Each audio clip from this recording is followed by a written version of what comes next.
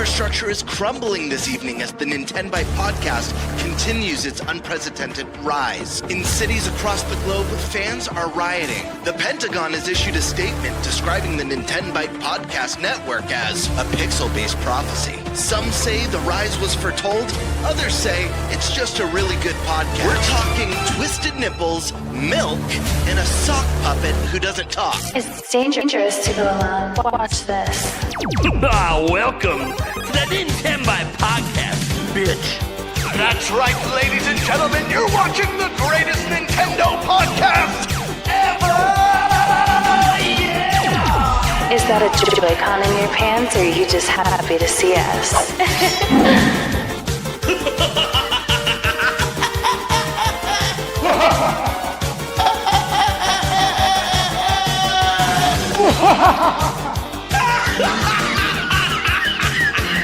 Shut up! Now feel the power. Everyone, do you feel that? Oh my god, I feel it! I feel it too, Gamer. What is it? It's the power of our podcast. I feel it! This is rad, NintenByte. So rad. Power.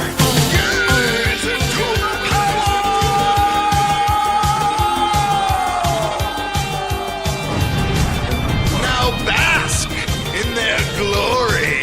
I'm Nintendo Prime. Oh, baby.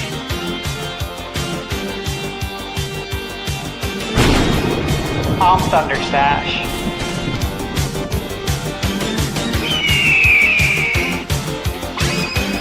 I'm Gamebird Classic.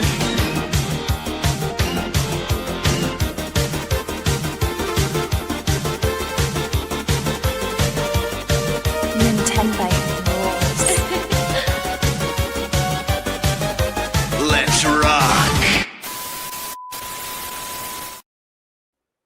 All right, guys. So normally it's like, oh, welcome to the NintenByte Podcast, blah, blah, blah. I just got to say, as I was getting towards the end of that intro, dude, I'm starting to feel nostalgia for the song, the intro song.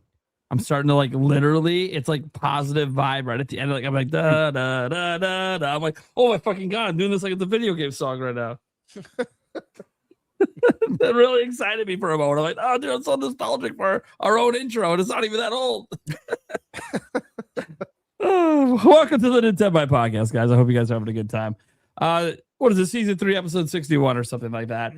We had some interesting stuff to go over today. 2 big topics that we're going to spend probably quite a bit of time on because the industry is seemingly on fire for everyone but Nintendo. Although you could maybe make a small argument Nintendo joined the fray a smidge today. At least there was a negative story about Nintendo today. But we are going to be diving into all that crap going on because, look, last week we talked about the PlayStation stuff a little bit because obviously industry shift. They're getting rid of physical games. Well, there's been more information since then that, look, by the end of this episode, I don't know that I'm not going to be able to beat the allegations of being called a Nintendo shill anymore after today's episode. I'm just going to throw that out there, and I'm sorry because at this point, it's not my fault. I can't keep just like pretending things aren't on fire for the competition right now. I can't. It's so bad. Why do I have to pretend? No, shit's not going good with Sony and Xbox right now, and shit is going good for Nintendo. So like, this needs to be talked about and what's going on. So we're gonna go going over all of that, and then we're gonna be talking about the future of the Nintendo Switch. There was a very interesting story over the last week about the new model for Switch 2 in Europe for the replaceable battery. We have no idea if that's going worldwide or not, but we know it's going in Europe. And through that announcement, we found out that they are going to be no longer providing Switch 1s to sell in Europe as of February 2027. So that is one of 3 major territories that will no longer be selling Switch as soon as they run out of stock, of course. I don't know if retailers are planning to overstock until then or if there's any plans like that. Obviously, it'll depend on how well the consistent sales of Switch are in Europe.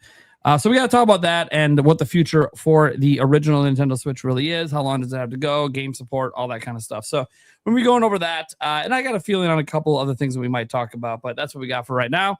You guys can obviously throughout the show, no matter what channel you're watching this on, send in your super chats and submit your questions for the Q&A section. And who knows, just 4 of us today, so maybe we'll spend a little extra time on those questions as well today. That being said, folks, let's go around and introduce the entire damn show because it's nothing but the core 4, baby. The Tetra Force itself. Let's go ahead and introduce Mr. Spicy. I love that first part. Why is it? Why it like chokes on herself. Yep. And then it's Yep. Why is it spicy? What's up, Eric? Oh, it's another Wednesday. It is going to be fun. Hell yeah. Hell yeah. All right, we're gonna move around a little different this time. We're gonna go to the Thunder Stash.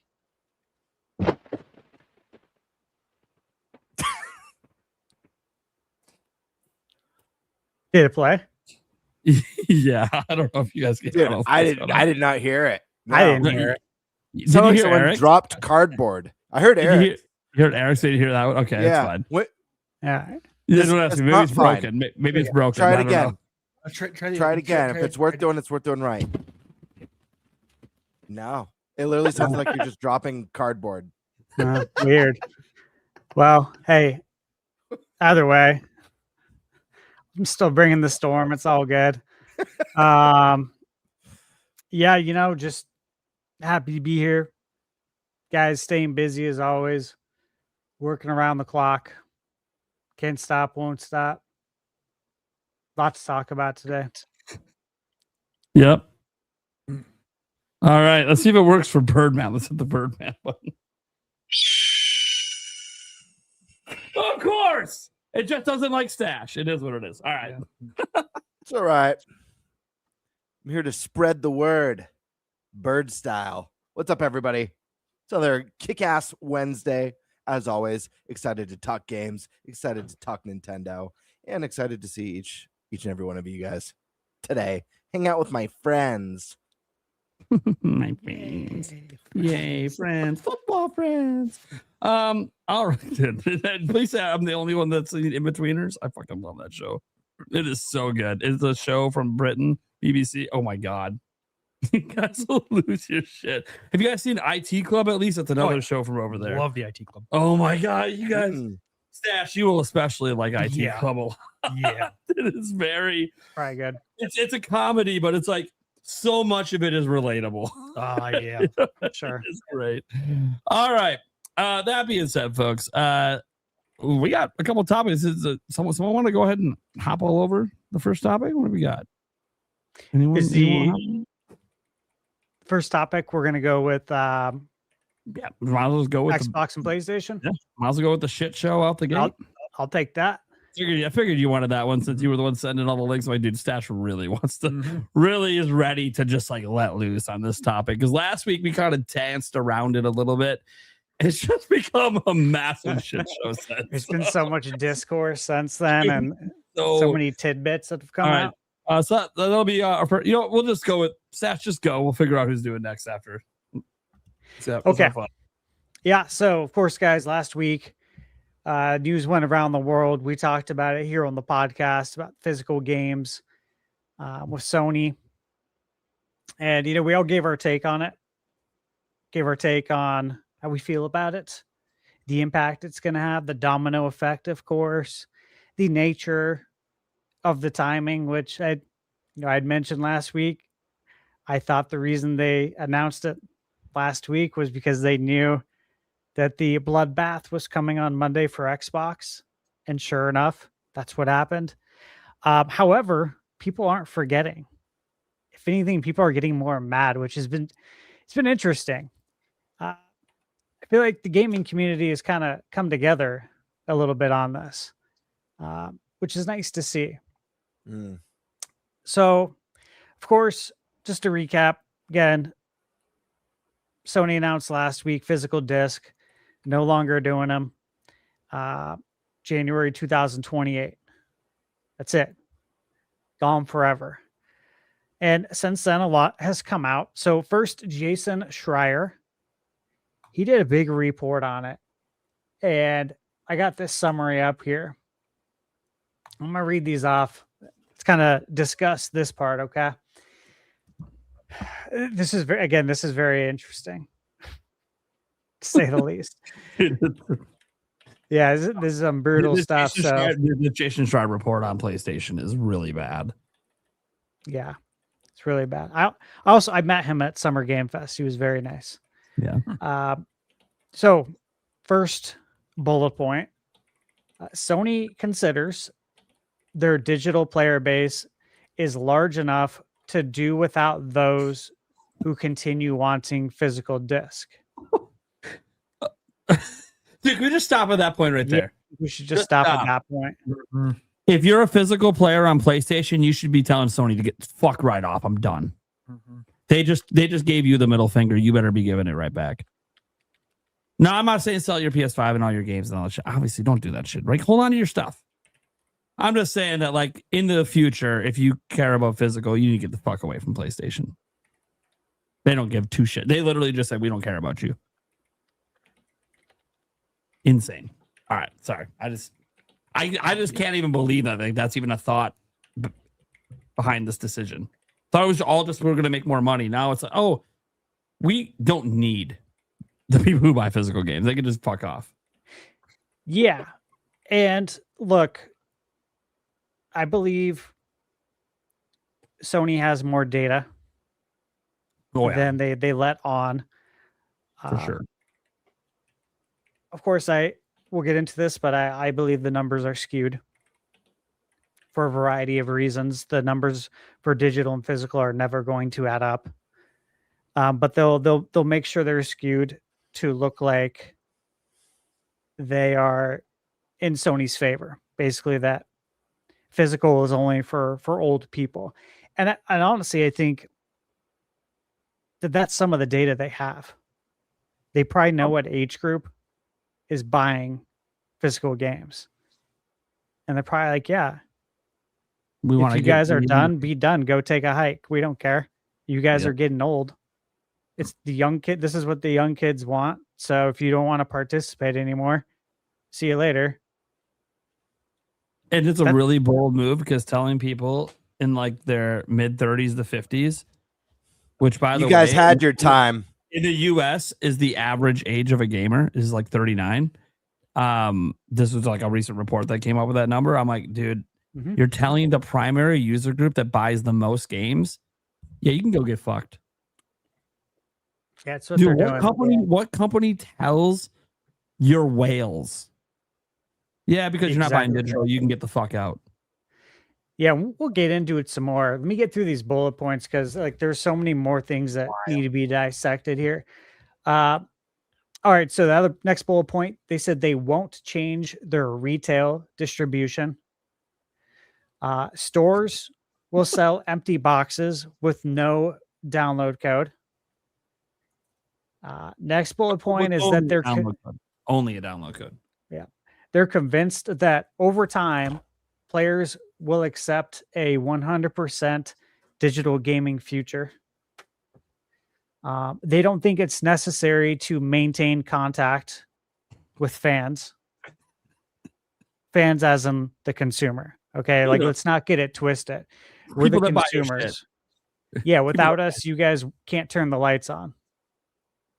Like that's how it works. We are a customer. I used to tell everybody that when I managed at Islands Restaurant for 10 years, and I told everyone that when I managed and directed at Lone Depot, when employees would complain about the borrowers, I'd kindly remind them that, hey, you gotta remember, without them, the lights aren't on here. We got no air conditioning. We're not even here. They're the ones who pay the bills, okay? They pay your bills. That's the reality of it. And I believe in that. And based on what Schreier's reporting, Sony does not believe in that at all. Like they're saying, basically, get fucked. I don't like that. They trust the strength of their brand and loyalty of their community, and imagine they will continue to support their digital games. All right. Now, regarding profitability, they got 3 bullet points here. When Sony sells a first-party physical game to a retailer, the retailer gets around 30% of the sale price. This is nothing new. Yeah. It's known. Yep, it's always been like this. Yeah, most Yeah. retail, 25 to 30% cut. Yeah, so they're not getting a bad deal or anything. This is the normal deal. Standard. Digital, they get to keep 100% of the profit. And they expect to significantly increase their profit margins. So that was the report from Jason Schreier. And, I'm going to take this as fact.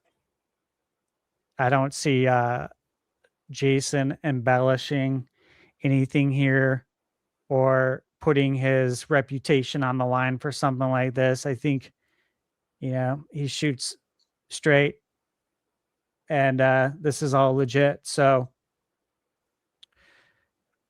what are you guys' thoughts on how Sony feels about the customer, the people who helped them get here? Let's have Eric go first before all the points get taken. At least you use lube. My lord.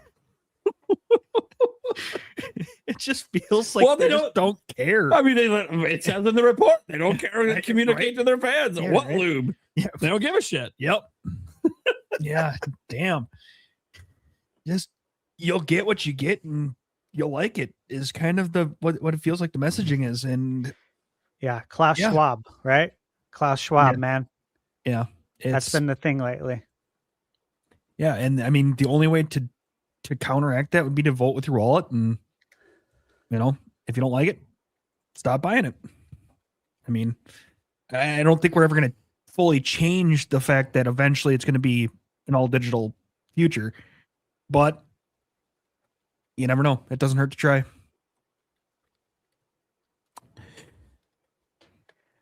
This is just asinine. Dude, I got so many thoughts. I'll just drop a small one here because I might be popping off for a while. I'm gonna throw out that just one thing with Sony that I don't get is like the all digital future. Like that point, they said that they believe that that's just going to be the future and people will eventually accept it. I have a general sense that probably is correct. I think in general, all digital is the future, and they're trying to push the future to be now, or at least starting in 2028. So like I get it, and I get that it's more profitable, and I get that they think they'll make more money. I mean, it's all about making money. It's the only reason the decision was made. But like it's crazy hearing about how much they don't care about the fans. And then you think back to their original announcement on this and the way they worded that and how out of touch it was with reality. Like just how they treated their fans in that announcement and how it pissed people off. And then you hear the report and it's like, okay, this all lines up. Like this is, and you start thinking about Sony's behavior over the years. And it's kind of like, maybe it's just kind of always been this way. I mean, they are a multi-billion-dollar corporation. This is just one arm of a big company. It's a big arm of that company. It is a significant one for them. I'm not downplaying PlayStation's importance to Sony. It's one of their most important business arms. But I think that when companies treat fans shitty all the time. We talked about this with the anti-consumer stuff, the price raising and all this shit, right? But we talk about how perception means a lot. And Sony's perception at the moment is we just want money. We don't give a fuck about the artistry. We don't give a fuck about our developers that want to make different games because we're doing live service. We don't give a fuck. Oh, we're going to hire Blue Point Y to make a live service game that we're going to can them and never release it. Why? Because Sony just cares what they want. They don't care what the fans want. And it's really, really unfortunate the way they're delivering this news. Like, I think all digital is going to happen to Nintendo one day too. I'm not naive. I'm not sitting here, Nintendo's no, they're going to be all digital one day. But I bet you when the news is delivered, watch the tact in which Nintendo delivers that news. Watch how they communicate it to their consumers.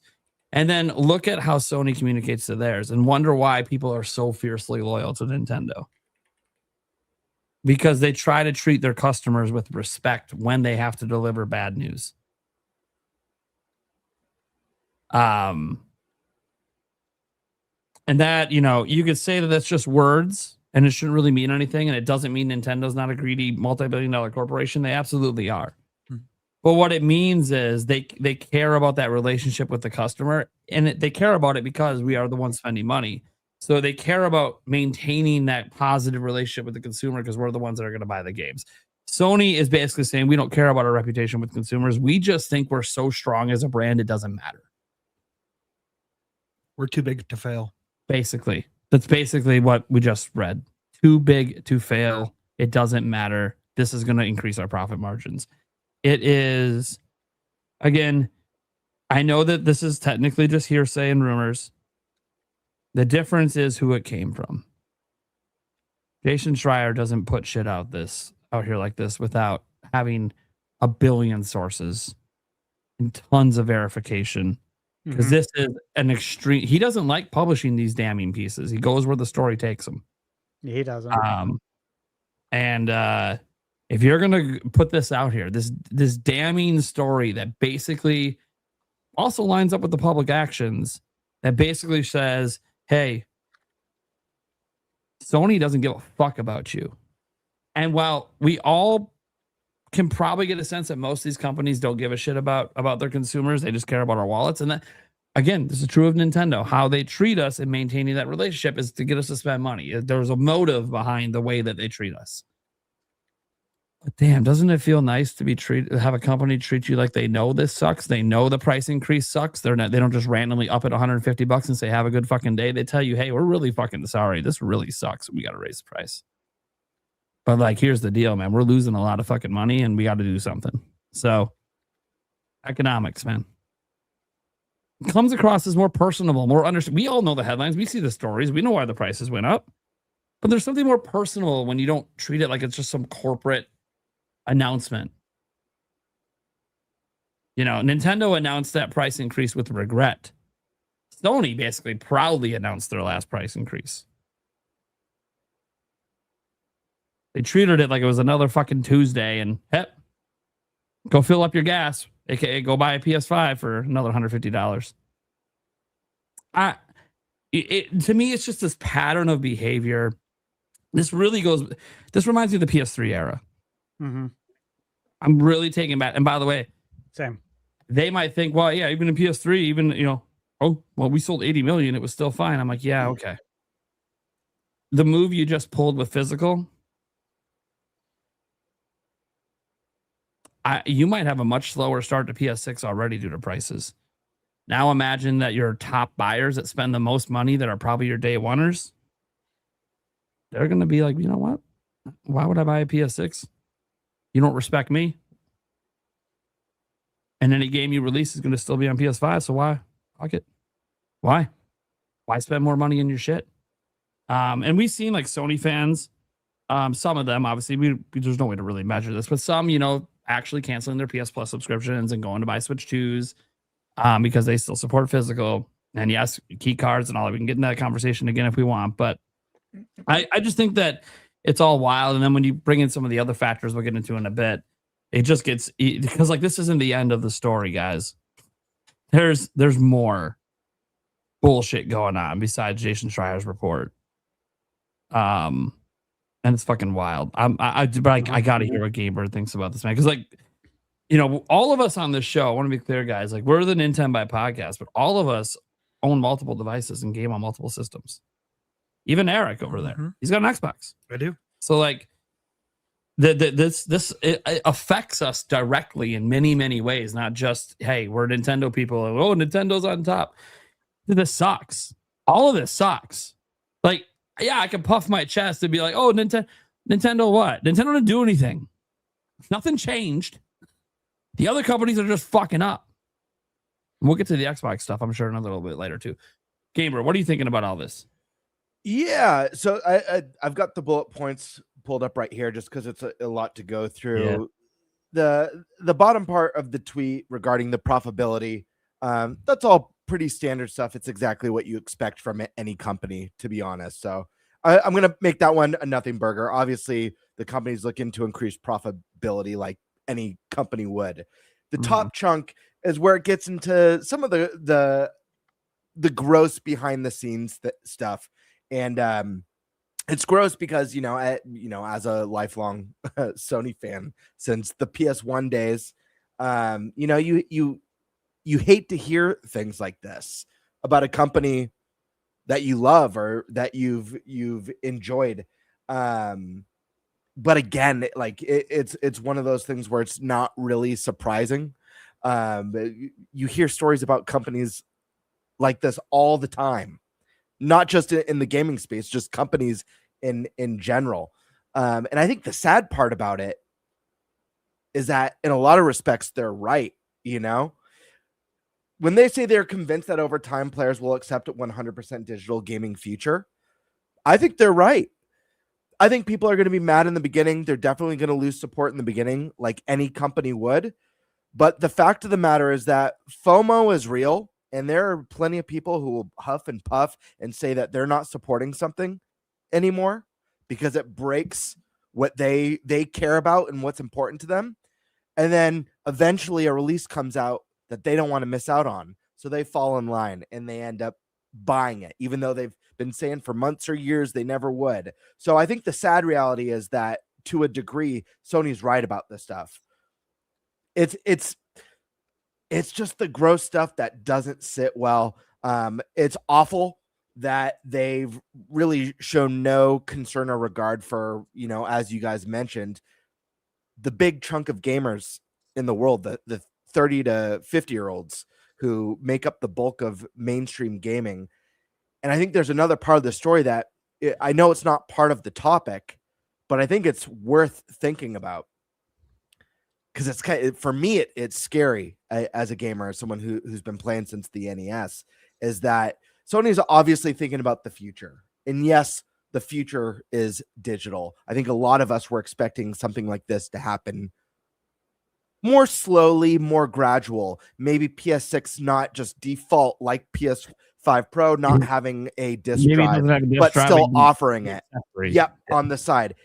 And then maybe that was the last time. And then they kind of prepare, hey, this is going to be our last generation doing this. That gives people 6, 7, 8 years to prepare for the digital future. But they got ahead of it. They planned it right before bad Xbox news, because we live in a world where people forget, man. Like, people go from one bad news story to the next one. But here's the interesting point that I was going to say that concerns me on this is they're obviously thinking about the next generation of gamers. They're thinking about the generation that does not care about physical media, that did not grow up with physical media. What does that mean for, like, leave the digital and physical out of it? What does that mean for their plans for software and game design? We know Sony made a huge push into the games of service territory. If they're ready to make a big change like this with complete disregard for what a majority of gamers think and feel, what's their plan on the software side? I don't know. I find that a little bit scary. Are they going to, what sort of experiences, more money grabby, cash grabby, live service? What direction is that going to be going in? Yeah, they're doing more live service games in their meeting. Yeah, it did.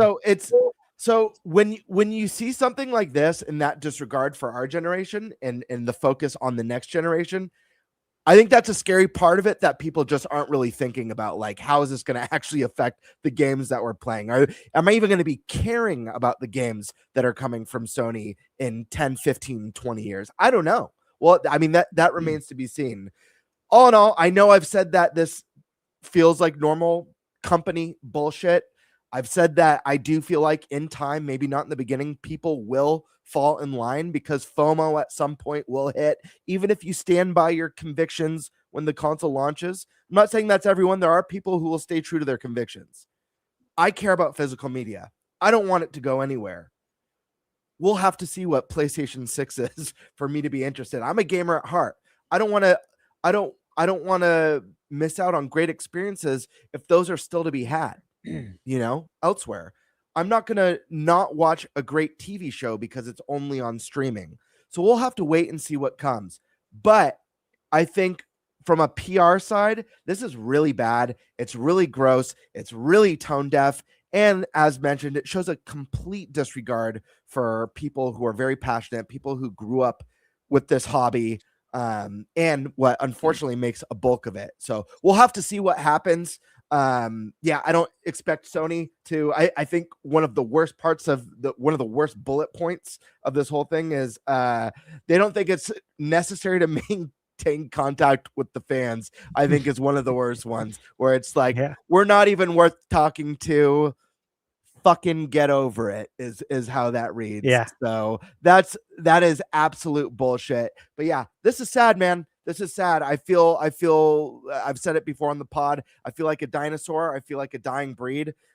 Collecting games is one of my favorite things. I have an entire I can timeline my whole life in the games that I've bought, as well as you, Stash. I'm sure Nate and Eric, you have a lot of phenomenal memories, a lot of phenomenal games that you grew up with. Just even experiences going out with friends to pick up midnight. Stash, you were talking about midnight release.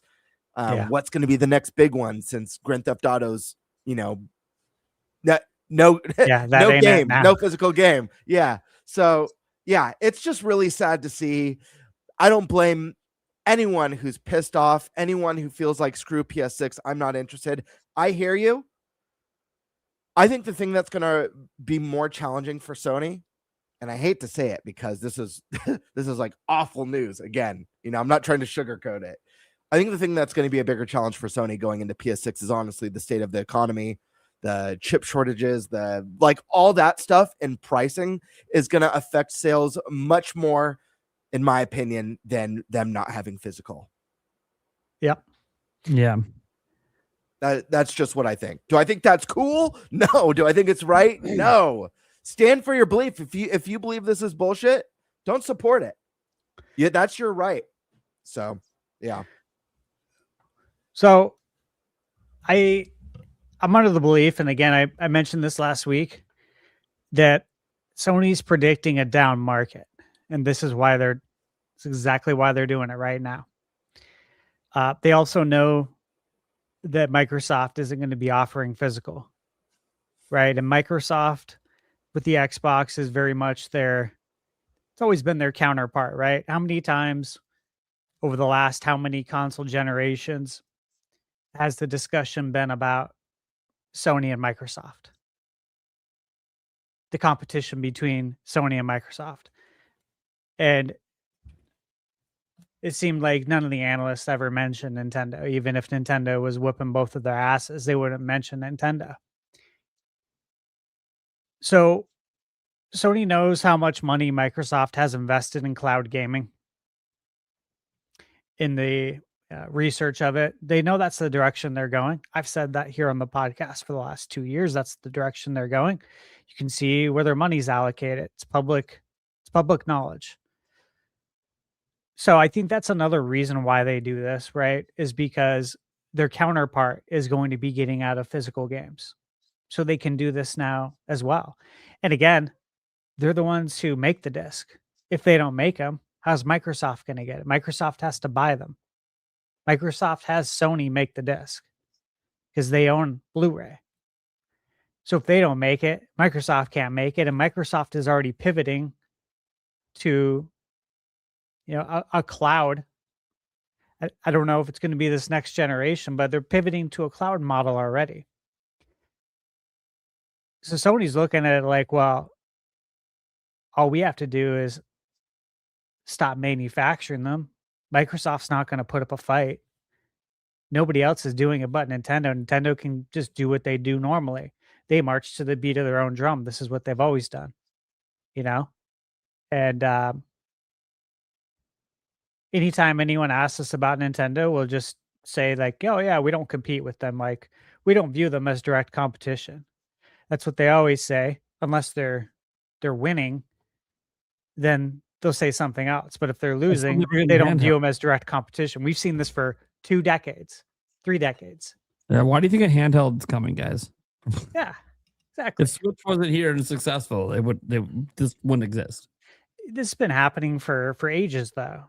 I mean, there's been a number of videos, reports If you're someone who's been following the industry your whole life, like us, you know that Nintendo's come out with all the innovations and then they're copied.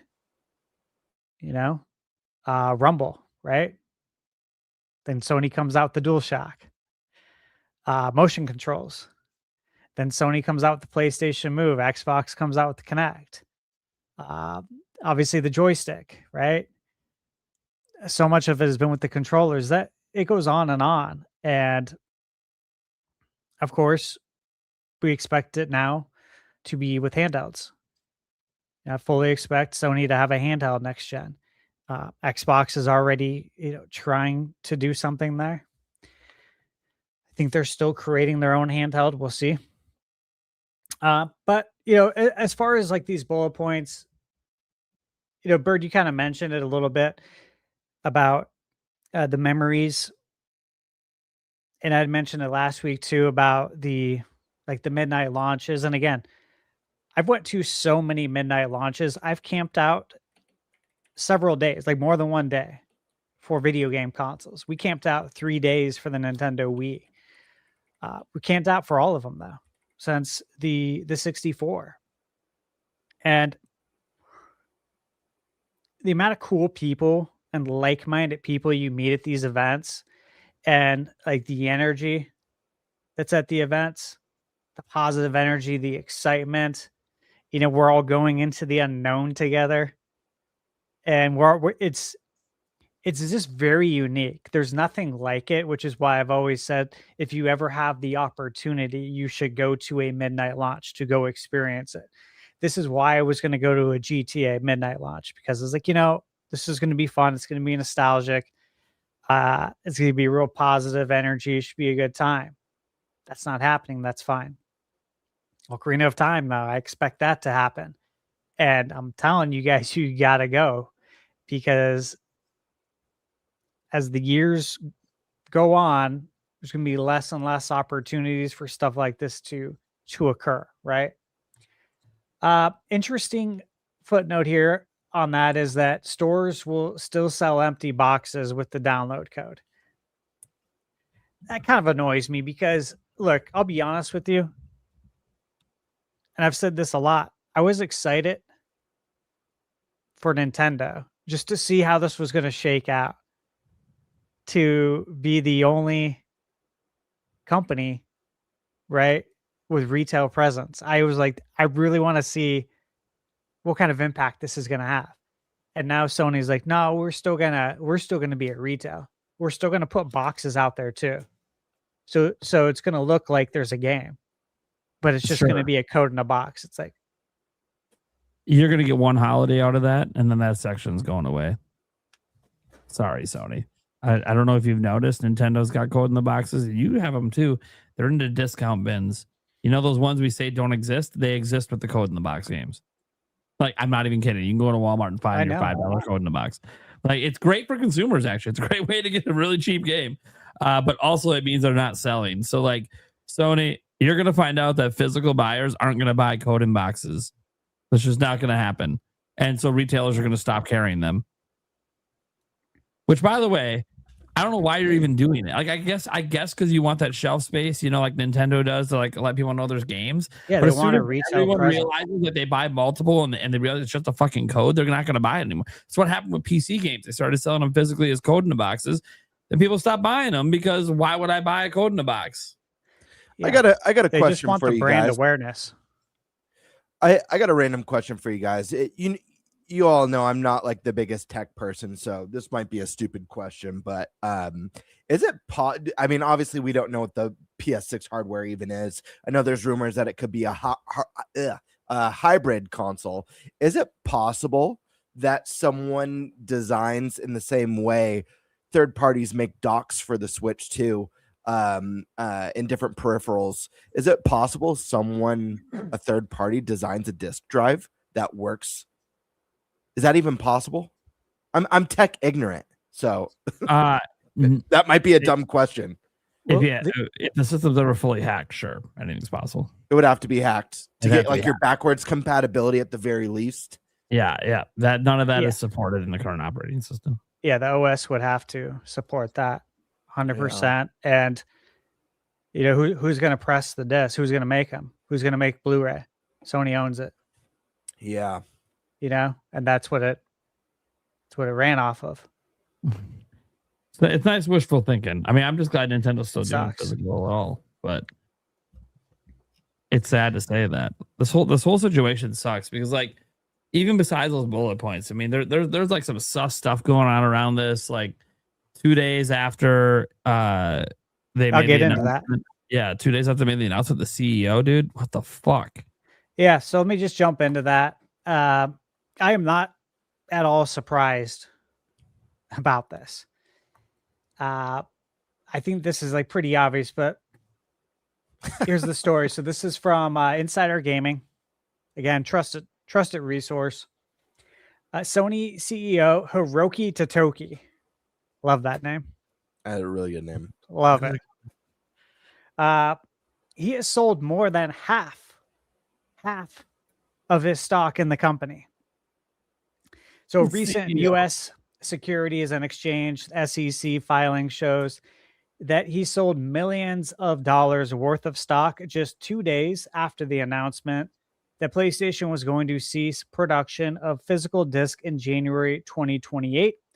It also came during a time when the stock saw a slight bump in price after the news broke. And again, the reason why it saw a slight bump is because the investors were really happy to hear that we're getting rid of physical, because that means there's going to be more profit for us and that our stocks are going to go up, right?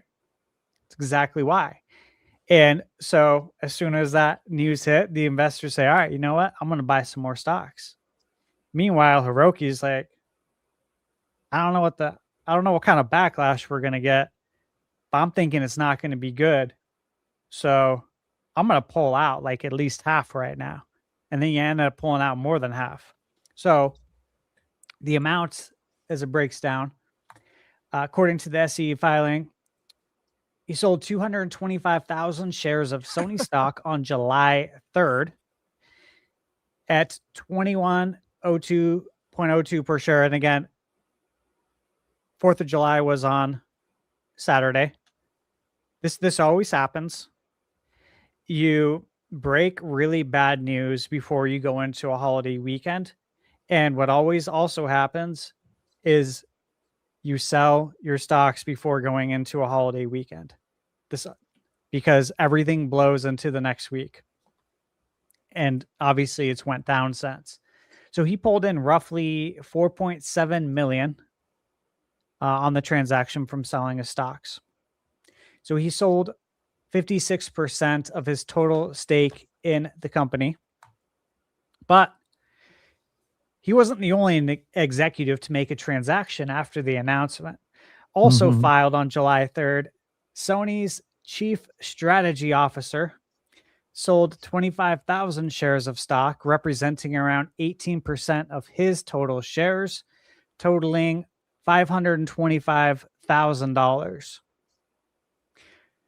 So since the sale of the stock, Sony's share price hasn't changed much. In fact, as a publication, Sony shares are trading slightly higher at $21.20. So they've went up 18 cents on the New York Stock Exchange. And in the 8 days since the announcement, Sony stock is up 6%. Because the investors are pumping it right now. Because they're like, hey, They're loving it. we got 30% more coming to us. We no longer have to give that 30% to retail. And look, guys, I want to make this point because I talked about it a lot with Nintendo. And it's that when Super Mario Galaxy 1 plus 2 HD came out, everyone was really upset about the price, right? Like, why is it $70? And I kept saying over and over again, it's because of the IP. You have to protect the pricing of the IP. You can't put Mario on store shelves for $35 or $40 because it makes it look less than to the consumer. It makes it look like this game's not good because it's only $40. And then when the next Mario game comes out and it's $70, people are going to be like, well, why would I buy this Mario game for $70 when you were selling 2 Mario games for $50? It's brand and IP equity. You have to price it accordingly. And now that Sony is going to have exclusive control over pricing on the PlayStation Store, do you think these are going to go on sale? They get to protect it now. Like, they get to control the cost of all these games. Just this week, right? You could pick up, actually, I got it right here. You can pick up Metal Gear Solid Snake Eater on Amazon for $25. If you go to the Sony store right now, it's $69.99. This isn't the only example. There's literally hundreds of examples like this. I've talked about this for a long time. That's why it's so important to have the power of choice. But here's the thing. When you remove the power of that choice, when you remove retail, Sony has, again, it's Sony and the publishers. So if Konami wants to say, yeah, we're not going to drop the price of that because we believe, we have a really strong IP with Metal Gear and Solid Snake, and we got a lot of fans out there, and we think it deserves to be $70 at all times. And now we don't have to worry about Walmart selling it for $25 or Amazon selling it for $25. If they're the only destination now, they get to control the pricing of it. So this is not good for the consumer, obviously. I've seen so much discourse on X, right, and on YouTube, but a lot on X, and it seems like there's some folks out there who are like probably working for Sony, or they're shareholders for Sony, and they're putting out tweets like undermining people who want to support physical. And it's like, look, it goes deeper than that. What I just talked about is the deeper part. Like this gives you no option whatsoever. They get to control the pricing for as long as they want. You no longer have to make it comparable to what Walmart's selling it for. So you can't get Metal Gear.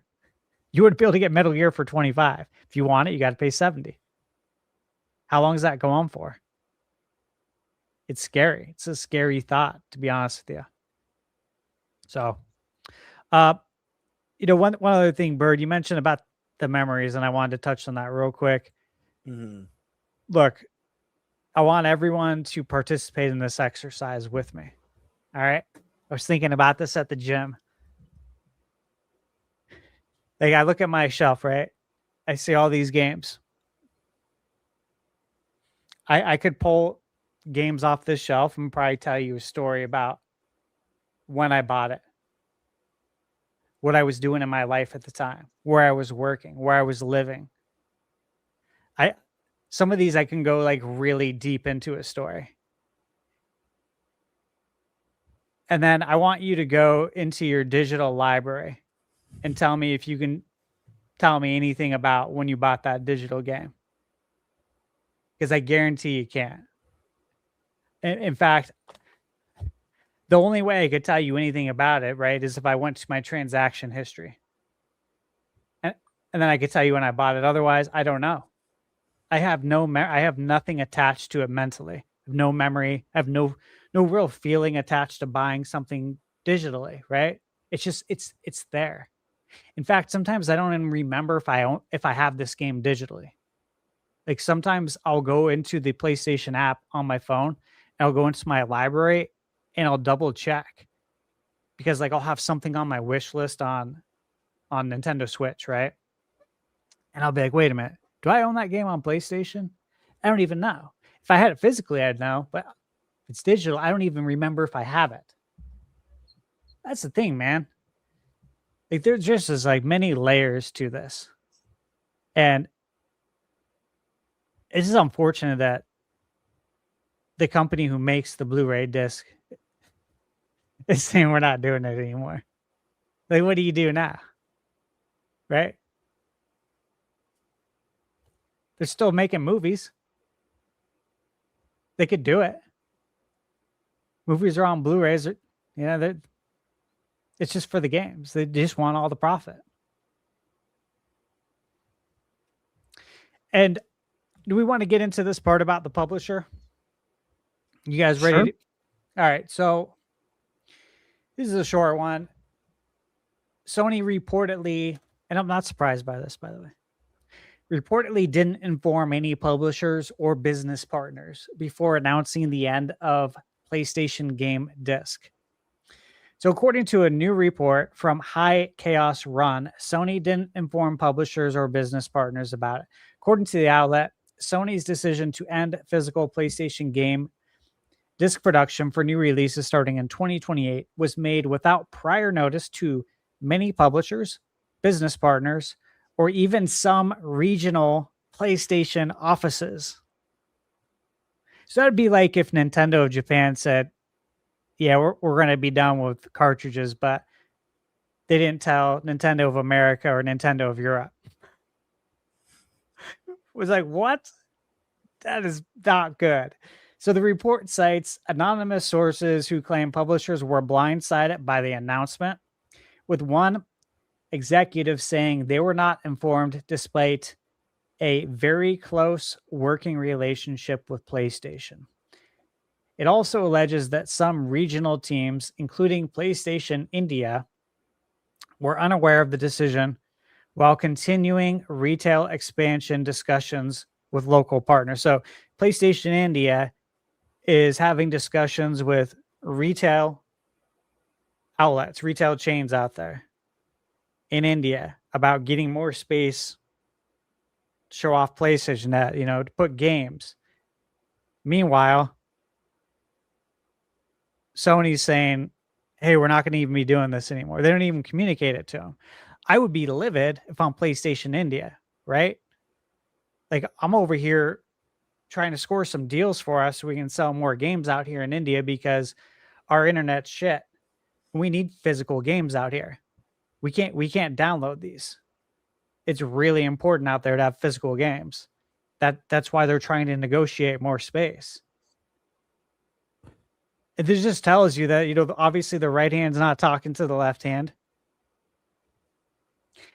Like, reading this just reminds me of like all the things that, again, we've talked about it on this podcast. I've talked about it with Xbox.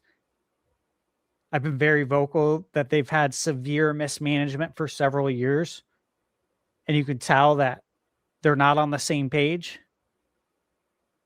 This is proof that they're not on the same page. Obviously, if this is to be taken as fact, but if you look at a lot of publishers, I don't know if you guys noticed this, and everyone in chat, I don't know if you have, but if you look on X, right, when that news came out, so many publishers, so many of them tweeted out that they were upset, or essentially you could read it and tell that they didn't know. They had no idea. I know people that I've talked to that are publishers. I won't share names, but they didn't know. So I know that's factual. They didn't know. They were blindsided. It's just like, this is deep, dude. What are your guys' thoughts? This goes back to what I was saying before. Like, obviously, they don't care about the fans. And guess what? They don't care about their development partners either. They just care about money. Like, everything that people accuse Nintendo of with the greed and the money seeking, yeah, it's all true. But you know who's not ashamed to wear it on their sleeve and rub it in your face, and they expect you to still show up anyways? Apparently Sony. And they don't get two shits. They're not even treating their partners well. And you know why? This goes back to talk. They're arrogant. They're cocky. They think they could do anything. They think they're untouchable. Xbox isn't a threat to them anymore. They feel like they are completely untouchable. They don't think Nintendo is a meaningful threat to take away third-party games, even as it's getting third-party games. Some of the AAA, yeah, majority of sales are still happening on PC and PlayStation. So they think they're untouchable. And that includes with their partners. What are you going to do? Abandon the number one selling platform for your games? abandon the platform that you sell the most copies on? No, you're not going to do that. You're not going to sink your company because you don't like what we're doing. You're going to conform. No matter what you say.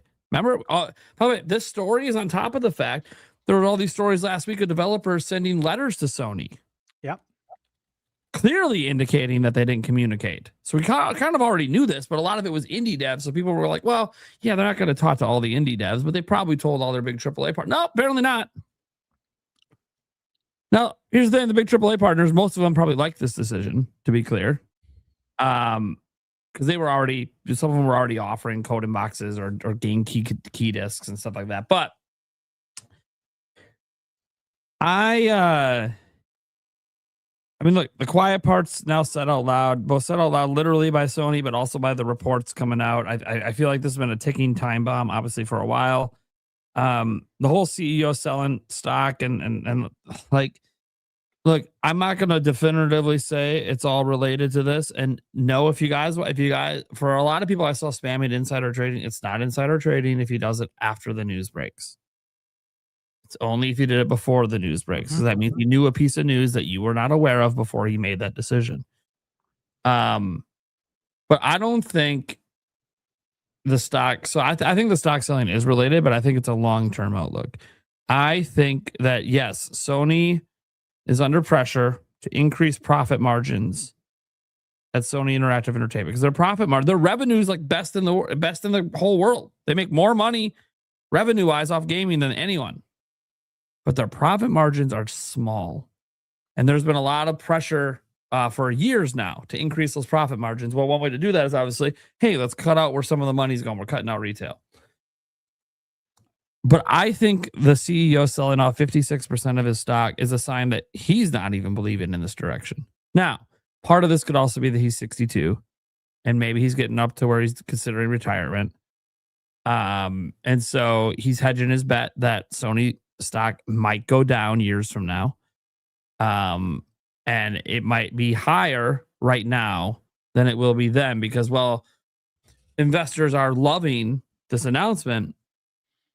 Reality is when PS6 arrives, it might be $1,000+ and now your retail presence is just code in boxes. That's going to alienate all the physical gamers that weren't paying attention to this news that buy a PS6 and then discover all the fucking games are key cards.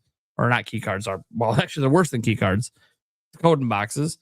So you're going to have slow sales because of the economy and the price points. You're going to have dismal, dwindling, if almost non-existent physical sales. And it's entirely possible that, I am not of a belief that any of the console makers are so big they can't fail. Nah. Sony's the closest because their worst generation ever was just 80 million. And Nintendo has a generation with 13 million. They have a generation with Virtual Boy that I don't even know what the sales were, but it was even less than that. Right? So Nintendo has failures, but Nintendo has proven they can bounce back from failure. Sony has never really completely bombed out. PS3 was the worst, but they adjusted the pricing. They got more games out, and it kind of bounced back, and it actually sold more than the Xbox 360 in the end. Well, still relatively probably a successful generation overall, despite it having a really rough start. So they've never experienced failure like Nintendo has and Xbox has. So that's why they have this attitude of, hey, we can do no wrong. Literally, there's nowhere else to go. Xbox fucked up. Nintendo is Nintendo. We never really worried about them to begin with. And you know what? To go after Nintendo's market, we need a handheld. So we'll worry about that with PS6. But then the handheld might also be too expensive to compete. And he might know that too. He still knows information that's not known publicly. That's the thing. It's just, you do the trade now, and if like PS6 comes out in 2027 and bombs, he could be like, wow, it's not insider trading. I know it was going to bomb a year from now. So it's an easy way to kind of get a bunch of your stock out of the way when you know the stock's going to be good. If you're thinking by the time PS6 comes out, it might not be so hot. Although I will say, if you're going to do a stock dump, wouldn't this holiday season, when all the reports on the sales for GTA come out, be the time? Because you got to figure their stock's going to fly at that time. Because GTA is going to do numbers for Sony. Who knows? Maybe they know that there's another price increase coming. I mean, he would know. By the way, guys, notice that GTA 6 is digital only. Who gets more of that cut? Sony. Mm-hmm. I mean, so does I think we Xbox. should. I think we should get Martha Stewart on the show. Get some insight on the trades, Yeah. Or Nancy. or good old Nancy. Nancy. Yeah. Hey, you know, one point that I don't see, I haven't really seen anyone make. I brought it up, and Sony's already not doing good in Japan, and we discussed how a lot of these games, right, that were exclusive to Sony are now coming to Nintendo, like Kingdom Hearts, for example. Not only coming, but they showed the first gameplay footage of Kingdom Hearts at a Nintendo Direct. But the point is that in Japan, physical media is way more popular than digital. The split in Japan is way different than the split here and in the rest of the world. Japan really, really values physical media. And so now you're not only doing bad in Japan, but now you're telling them, hey, we're no longer going to sell physical media either. So the thing that you guys really love, we're going to stop doing that. No one's talking about that. And when you're trying to make a dent in Japan and then you do that, like you're trying to get your consumer base back in Japan. And then this is what you do. I find that very interesting, and it's something that I want to know. I wish I could fast forward time and see how that's going to shake out. But I think that's going to hurt pretty bad over there. I also want to know something that I haven't seen a lot of people bring up, and it's a couple of people in the chat brought it up a while ago, and I feel like this is really, really important when you consider this announcement. If you want to think about so Sony has a lawsuit going on against them right now, class action, for those that don't know, about their store being a monopoly. Okay, their PlayStation store being a monopoly. There's multiple facets to it, and I don't know whether it's ever going to go through and actually end up in court because it's a recent lawsuit. But a lot of it is obviously tying in, hey, with no physical presence, there's only one place to get the games, so they're the sole arbiter of distribution on that platform. And there's this interesting thing that they are experimenting with called the variable pricing, the dynamic pricing on their store, where we talked about this in the past, where people are seeing different prices. Now imagine there's no physical copy to give you that standardized MSRP pricing at the store, and now the pricing is just whatever the fuck Sony decides that you are willing to pay for this product. Yep. And they show you a fucking $90 copy of GTA 6 because they think you're willing to pay it, while your neighbor's seeing a $35 copy of GTA 6 because they have your transaction history. They see how much money you've spent. They see how much you've spent on, which means DLC. your neighbor shouldn't be paying fucking 90 if the neighbor next to you is paying 35. That's fucking bullshit. Well, look, if you're the type of person who is buying all sorts of skins on Fortnite, you're buying packs of cards on Madden, FIFA, NBA 2K, WWE, they have all that data. On top of that, this is going to be future data that they'll have, right? Potentially. We know Xbox is going to be doing this, but hey, if you're financing stuff too, man, they're going to target your ass. Guarantee it. With that dynamic pricing, they're going to find out a good algorithm to get you to click, to get you to buy it. They're going to use your transaction data against you with that dynamic pricing. If they know you spend your money on stuff that, not only that, but they have the playtime too. Remember this, guys. They know how much you've played these games. So they know if you buy a bunch of games and they just sit there in your collection and don't do shit, but you still buy them and you keep doing it over and over again, they're going to find ways to get more money out of you. They're going to take advantage of people. It's going to be interesting. And again, as I said, the CEO said out loud at the last financial meeting that they're doing even more live service. It's like that when everyone thought they might be pivoting, heading into PS6, no, they're digging their heels in. They're going even harder for it. It is. Look, Sony might be right. This attitude that maybe they're too big to fail, right? Whether it has to do with the pricing of the PS6, whether it has to do with alienating the customers that spend the most money, or just customers in general now, because, this report from Jason Schreier is like, basically they don't give a shit about the fans at all.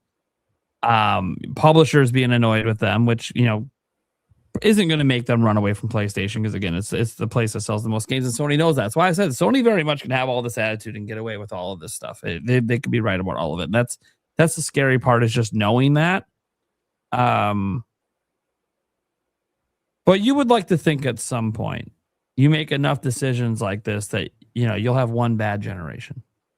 Here's the problem, and this is why, like, no matter what happens with PS6, even if it's off to a horrendous start, Sony will make massive sweeping adjustments and try to say all the right things to save the system, and probably be able to. Hell, they might even bring physical back if they think that's what will save the system.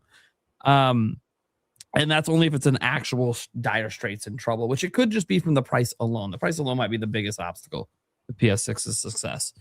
But Sony's never had a generation where they've just flat out failed the whole way. And Sony, the way their business operates, they can't really afford to have like a Wii U generation. They would be in a world of hurt if they had a Wii U generation. And no, I don't necessarily think PS6 is going to sell Wii U level numbers. We haven't seen the thing announced yet. There's no way to really make any predictions other than I do think that it's going to not launch as quickly as PlayStation 5 and PlayStation 4 did. And I think that's just because it will be at a price point that some people will have a hard time stomaching at launch. But until we have all the news, I don't really know. Like, maybe I'm wrong. If they're launching it at 600, I think, they can bear market a 600 PS6 and do really well with that. That would actually perform very well. I'd be impressed at that price. Yeah. But most people think they're coming in, at 900, 1,000 plus. And at that point, it's like, okay, yeah, if that's the case, I think they're going to have a hard time. And this is on top of that they're alienating their number one consumers. The consumers that care the least about price are your physical consumers. Yep. Because they're the ones that also buy those $200 fucking collector's editions. They're the ones that'll buy the fucking PlayStation 5 Pro for $950 fucking dollars. But again, this is why I said, when I was giving my thoughts on a lot of the Sony stuff, that I think the really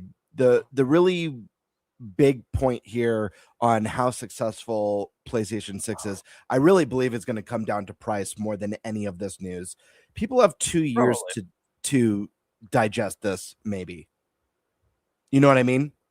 Yeah. At least a year to digest this. Backlash. The next backlash Right. they get will be announcement of price. Yep. There's going to be other backlashes across other companies. The layoffs aren't the last we've heard from Microsoft backlash. We don't have all the details on Helix yet. So there's potential massive backlash with Helix. We got is the shirts. Right. And to be fair, the reports that obviously is going to be digital only, which we all kind of figured. Microsoft's been pretty much digital only. And we don't know. We also don't know what the next Nintendo backlash is. Granted, Nintendo hasn't had as big of, despite a lot of the hate that came. Mario Kart Tour. It's not as big as this. Listen, mobile game. That alone makes it. Yeah, for sure. But yeah, they've had don't get me wrong, Nintendo's had their fair share of backlash in the Switch 2 gen over game key carts, over variable pricing, among other things. But nothing at this level. So I think people have plenty of time to deal with plenty of highs and lows in the industry across all companies, to where, I don't know. I think there are going to be people who stand by their convictions, but I think at the end of the day, if and when big games drop, I think FOMO is going to go a lot farther than people think in this very emotional state right now. Yeah, it's really, to me, it's going to come down to price. I think a hybrid console I think it's the smart way to go. I think it's the right way to go. I think it enhances the experience. It's one of my favorite things that Nintendo's done, over the course of 2 generations now, is letting me play at home and on the go. So yeah, I think it, and you make a good point. The people who are going to care less about price are definitely us. It's not the parents or the kids. We really want to play the game. We're the kind of crazy ones that will buy the $1,000 system and buy the $100 digital or whatever fucking to play it, right? Like, we're the ones that would do that. But if you piss us off enough, we're going to be like, God damn, dude, if there's any other option, we're out. Like, legitimately, like, if third parties start consistently deciding they're going to put everything on Switch 2, I think you might see a decent amount of customers. I don't think it's going to be like you're going to lose their whole player base. That's stupid. Because I do think a majority of their player base probably does just buy digital games or just play like one kind of game, like Call of Duty or GTA all the time. But I do think, could you see a migration of 10 to 20 million? Yeah, maybe. That's probably the top end of how many they could potentially lose. But even for them, if they're still holding out between 90 to 100 million in console sales and all their game sales are digital, for them, that's a win. Yeah. And I'll say for the record, I don't think anyone is too big to fail in this space. I mean, just look at Nintendo. Nintendo's had good seasons and bad seasons, but they went from one of their most popular generations ever. I mean, the Wii was at like 100 or 101 million. The DS was what, 154 million. Think about the power. That's across 2 platforms within the same gen, 255 million units sold. They went from that to a console that barely pushed 13 million.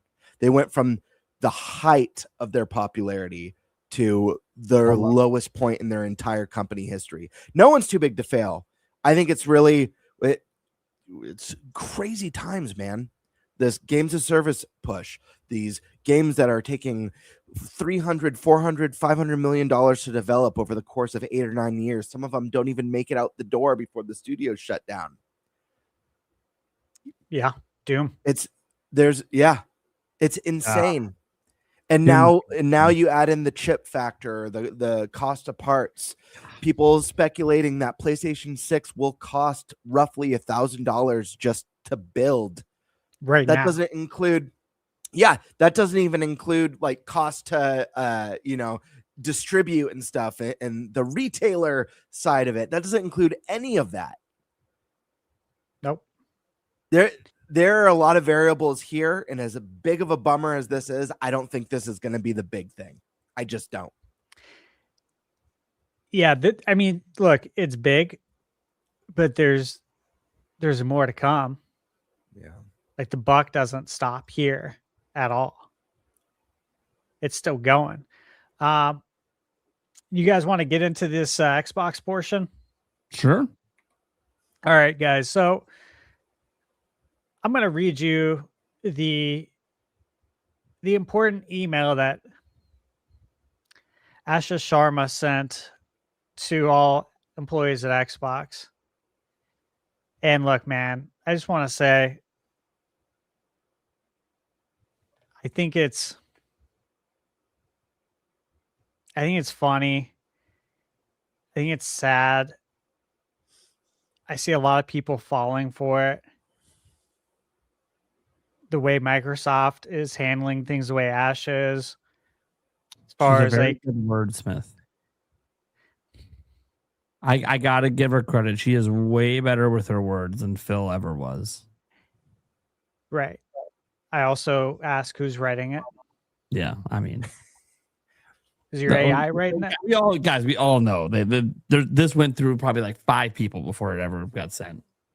I mean, it probably went through 14 layers of management. Well, she said she's reducing to 5, so I was sticking with the 5. But no, man, they're just putting on a. She's just putting on a show. I don't think she's a saying the choice. things that Well, people we'll want to talk about- hear, being Yeah, transparent. Yeah. You know, Let's go over what she said. yeah. I All right. have some thoughts on it. I'm not quite as jaded, but also I've just I seen this know- bullshit too much at all the companies I I've know, worked I at. know what she's doing, but yeah. Continue. All right, so team, we are beginning the most significant restructure in Xbox history. After careful consideration, I have made the difficult decision to reduce our team by approximately 3,200 throughout fiscal year 27.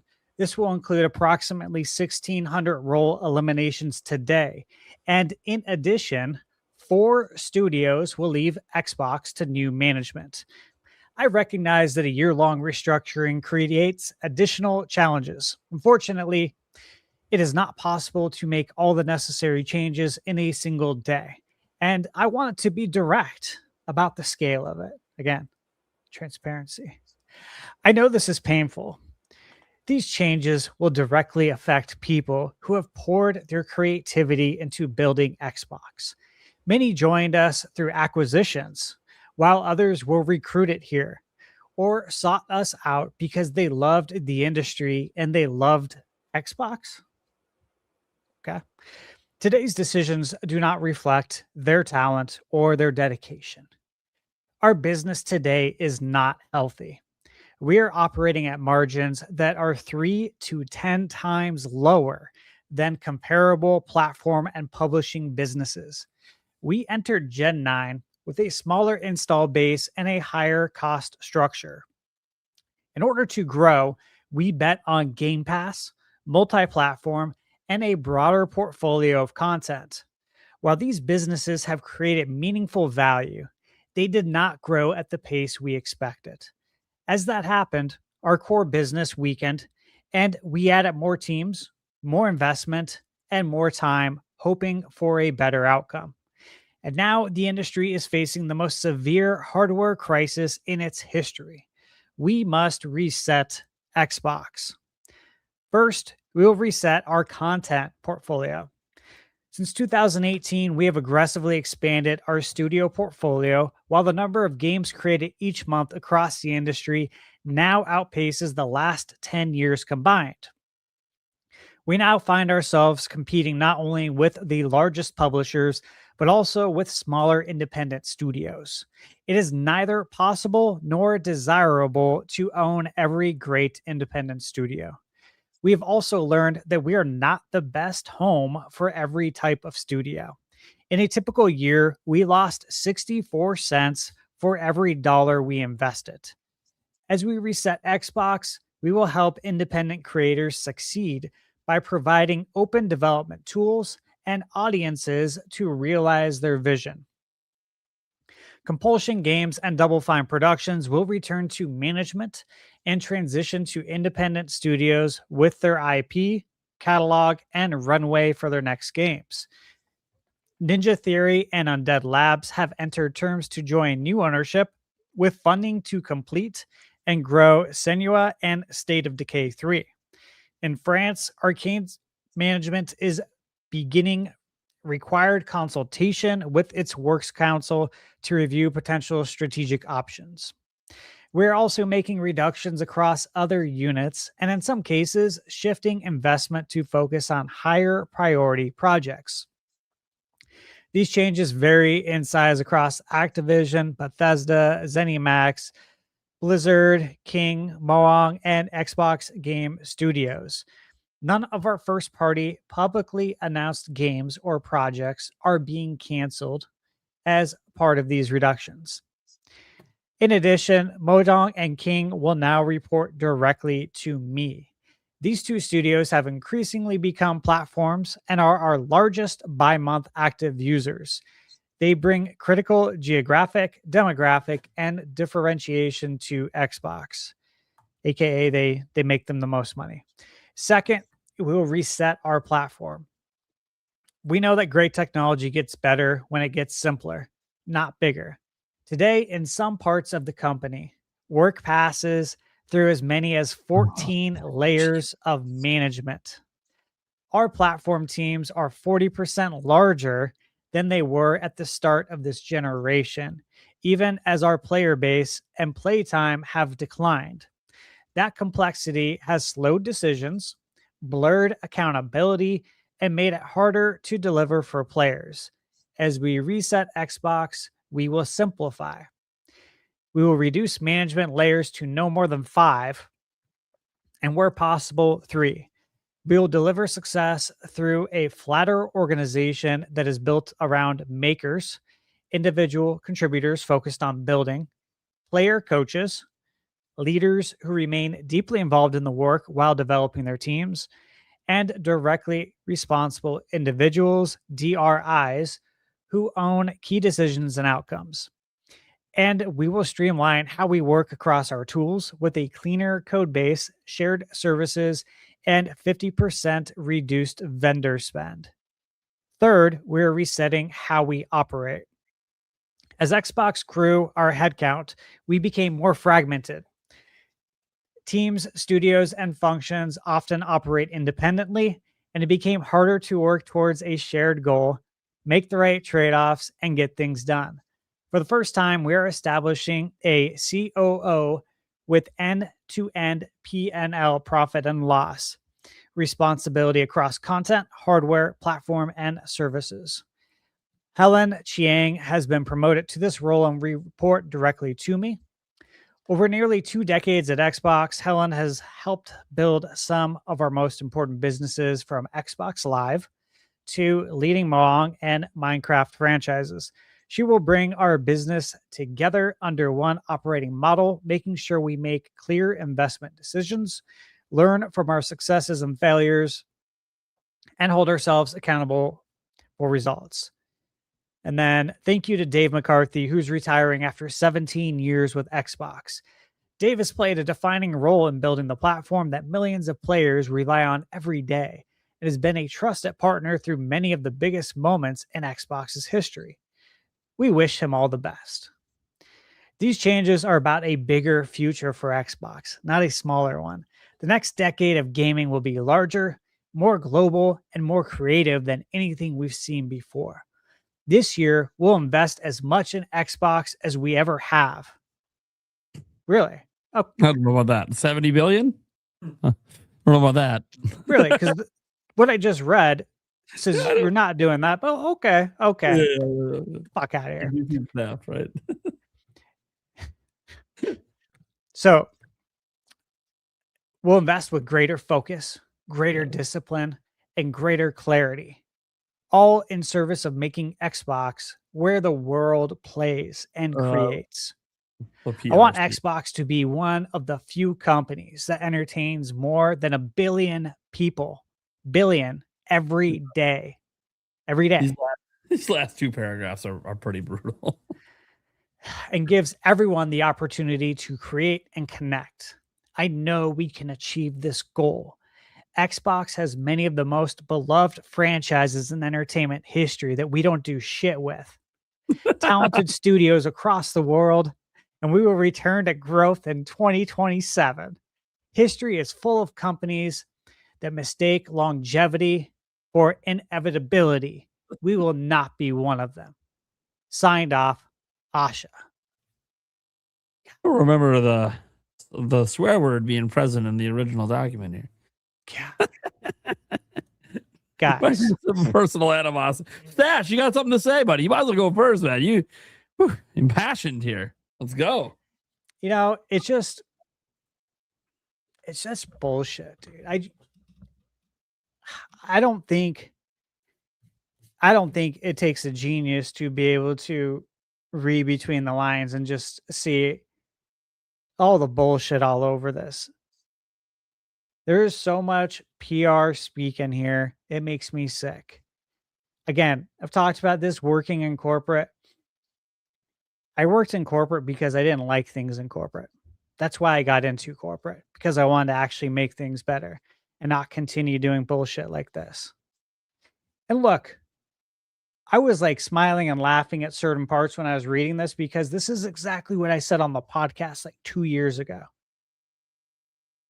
None of these reports are out. but literally called how bad they were operating, saying they have severe mismanagement, organizational bloat. I mean, are you kidding me, dude? That's insane. 14 layers of management. You only have that if you have severe mismanagement. And I also mentioned that I feel like Microsoft operates like NASA, which is no departments talk to each other. And it's by design over there at NASA, right? Mm-hmm. It shouldn't be like that here. Everyone should be working together, but they don't. It even said like we're fragmented. I find this so silly. You know, like we have the most beloved franchises, yet we canceled Perfect Dark. Yet we sit on Banjo Kazooie and don't do shit. We sit on Conquer and don't do shit. This is just feeding people loads of bullshit. And in my opinion, Asha believes that gamers are largely sheep. Just like Sony does too. You'll take it. And if you don't, that's fine. We'll feed it to someone else because there's more sheep every day. This is what I read from this, is that she believes that gamers and the Xbox fan base are stupid, that they're low IQ. And, you know, I'm sure there are some, right? And it's not all of them. It's not us. Not the people in chat. But that's what I take away from this. I think this is bullshit. It sounds like a pep rally. And I hate corporate pep rallies.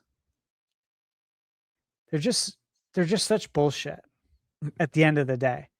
How much money you want to bet that they had a pizza party after this? They probably did, man, or ice cream social or some bullshit like that. Yeah, or they had someone go out and pick up Starbucks for everybody. You know, some so funny, feel good ice cream thing. social. Yeah, and they wrote it off. And look, I just get sick of this stuff. Celebrate good times. Come on. I was like 3,200 people just lost their job. Right? Yeah. For real, Yeah. dude. Like working in mortgage, we had monthly awards, right? And you know, when I first started working there, we were very much like a startup. Loan Depot was a startup company. And obviously, as we all did good, the company grew exponentially. And then these monthly awards were like Wolf of Wall Street, but like times it by 2 or 3 in like every possible way, if you catch my drift. And I didn't like it, you know what I mean? Because the bigger we got, the more bullshit we got to, and the more cheerleaders we saw. And look, I'll be honest with you. Call me old school. I don't care. I will never. And you could say this is a flaw. Some would say this, and that's fine. I'll take it. I will never be a male cheerleader, ever. I will be real with you as a manager. I will keep it real. I'll be on your side. I will help you grow, but I'm never going to be a male cheerleader. I'm never going to get up there at an awards thing and do the things that people do and act like clowns. I just won't do that. When I read this, that's all I can think of is that, God, who's running this shit? This all sounds fine on paper. We're going to bring back the old franchises. What, are you going to resurrect Perfect Dark? You guys don't give a shit about that. They're just telling you what they want you to hear. I don't like any of this. I just know what she's doing, man. She's out and she's outsmarting people because I see people retweeting it. I see a lot of people eating it up. and then they're regurgitating it to their fan base. You know, influencers are eating it up and regurgitating it and getting behind it. And they're trying to give it that startup feel, like, hey, you're going to be part of this rebuilding with us because we're being transparent. We're keeping you in the loop. We're communicating. We're showing you our struggles. Fuck you guys. You're Microsoft.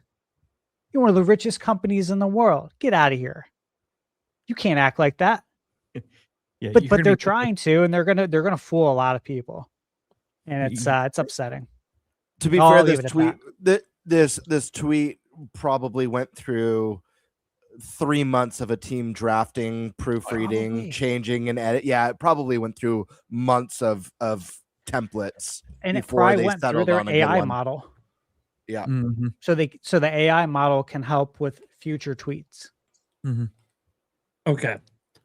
So I'm gonna come in, as I think it needs to be done, because I think most of the reactions to this are gonna be pretty negative, because we all see between the lines. We see the corporate speak and the PR stuff. Someone's got to be a little bit of a devil's advocate. I'm gonna throw out there a couple of caveats. One, I don't have anything against Asha. I don't know her, right? And technically, as Stash said, it all sounds good. You never believe it, obviously, but it all sounds good. And I will just say this: until the lie is proven, I'll give her benefit of the doubt. Just because I don't just presume that everyone is a dishonest liar. Possibly, maybe she's gonna actually do what she says. I don't know. What I do know is 1,600 people lost their jobs on Monday. That's a fact. Fact. She said it herself. It's a fact. 1,600 people lost. 1,600 more are going to lose their jobs between Monday and the end of this fiscal year. I do understand that some of that was probably pushed by people above Asha, of course, because Microsoft had greater layoffs across the whole company. But a majority of those layoffs, the 4,800, 3,200, a majority of them are happening in the game division, their Xbox division, because they've rebranded everything under Xbox now, which is cool. I think that you see some of the reductions. The one that's really got people upset right now is id Software. It's a huge one. It's got a lot of people mad because they let go more than half the team, and seemingly, based on the reports, almost the entire programming team. Which, how can you make another Doom game without a programming team? You can't. Yeah, you can. Now, it's possible that, here's the thing about restructures, because I do think there is a restructure going on, obviously. And I do think that I will give Microsoft one smidge of credit. Or maybe Asha, and this could all just be, I want to note, this is probably just for the look. But it doesn't change that it happened. They didn't close any studios. They let a bunch of studios walk. And one studio in particular getting to keep some actual pretty well-known IP, getting to keep it when they walk. Prime. It's a PR move. It's a total PR move. But it is still good, regardless of the PR move, that the studios are still around. A couple have new ownership. Some are going independent. That gives them the best shot to find their own way and find their own path to success. What sucks is the ones they kept and the staff they're reducing at those. That's the part that really hurts. And that's just a fact. Now, I will say that I do. Asha's post, I think, has some truth in it. All of these things always do. It's always seeds of truth. That's what makes it sound so believable to believe everything. There's always some seeds of truth. The 14 layers of management, yeah, I'm sure, especially after that acquisition of Activision Blizzard King, I'm sure that was handled extremely poorly internally, just based on how they've handled everything else. And by the way, all under Phil Spencer. And I've been an advocate for Phil Spencer. I think he's a good guy. Doesn't mean he always knew what he was doing. I think he had a clear vision. I don't know if he always had support from corporate for that vision, but in the end, we don't know. In the end, we just know under him and Sarah Bond, Xbox didn't really seem to ever recover from the fiasco with Don Matrick and the launch of Xbox One. They never really seemed to bounce back from that. Things just seem to get worse and worse. And again, Game Pass is something I've fervently defended in the past, and still think it's a decent value. But I knew there was no way Microsoft was going to commit the way Netflix did to lose money for 10 years to get it to be successful, because you need to take a loss to build the audience. I don't think there's any world in which Game Pass would have been sustainable, to be honest with you. I mean, when you look at those reports that come out that says, we're exceptions, we're the hardcore audience, but you see those reports that talk about the average gamer buys 2, maybe 3 games a year. Why does that person need Game Pass? So think about that. So the original vision for Game Pass wasn't to just be on Xbox, it's to be on everything all the time. And it was supposed to be, the way it was pitched was the Netflix of gaming. Well, the way Netflix did it, if you look at their strategies, they kept it super cheap for a decade and just kept putting more and more and more, and just losing shitloads of money while putting shitloads of content on it. And then the user base finally grew to a point that it tipped over, became profitable. They jacked the prices, became even more profitable, and then became this huge self-sustaining machine. That was the way Game Pass was originally pitched publicly. But they had no support from corporate. They couldn't keep the price down. They doing this to completely destroy day one console sales of games on their system. And while there are some publishers that maybe made some extra money from the deals with Microsoft, in the end, Microsoft didn't show the willingness to financially take massive losses to even give it a chance to get to that 100 million user base it needed to probably tip that scale into profitability. And then they could jack the price, and then you go from there. They didn't do that. They didn't follow Netflix's route, probably because corporate didn't really support what Phil Spencer wanted to do. That all being said, Xbox's failures are well documented, and they're usually been the laughing stock of the industry for a while because they just keep making dumbass decisions, or even when the good decision sounds good, they'll change their mind on it the next week, right? That's the way it was under Phil Spencer. I'm trying to be very clear here when I say this, because I see the corporate speak, I see the PR. The last couple of paragraphs of her thing didn't really need to see that publicly. Yeah, listen. Primal, I'm with you. I don't have a problem with Asha. She's barely been the face of Xbox. She's doing her job, until she's caught in a lie. I'm just sure. I'm letting it play out. But this is part of the job. I highly doubt this was written by her. I'm sure this was written by a full team. Good to go, Asha. Go ahead and give it the post, or that it's just auto post for her. Someone post for her. This is just how it's going to sound from any company. The reality is that the real text message is, we fucked up really bad. And because we fucked up, a lot of great people and great teams are suffering. Are fucked. And right now we're in a position where we got to try and unfuck not only ourselves, but each and every one of you. So we hope you stick around as we try and patch things up to the best of our abilities. Yeah, I want to note something here. So some people didn't really do, well, a lot of people didn't really do their homework on Asha when they got hired. They just saw that, she worked at Microsoft's AI stuff. She's a big AI person. She knows nothing about gaming. She's not the right person for this job. If you actually look at her career, you see exactly why Microsoft put her here. It might have actually been the best person to attempt to save Xbox. And this is why I'm not going to dismiss everything she says until the bullshit comes that we all think is coming, because we're used to it from Xbox. But that was an Xbox under somebody else. Maybe it all was Phil Spencer's fault. Maybe with this thing where we blame upper corporate, maybe it really never was them. Maybe Phil just literally is a bad manager, and that is entirely possible. And when he's the guy at the top, that means everything below him is going to be a shit show. That said, we don't know behind the scenes stuff.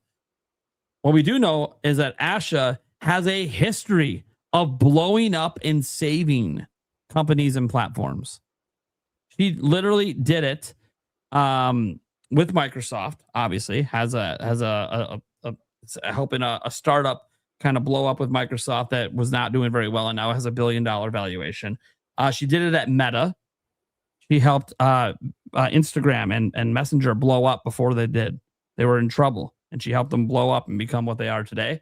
Instacart was in trouble for a while, and as COO, she helped come up with the product and design and marketing operations to turn that around and turn that into a profitable business.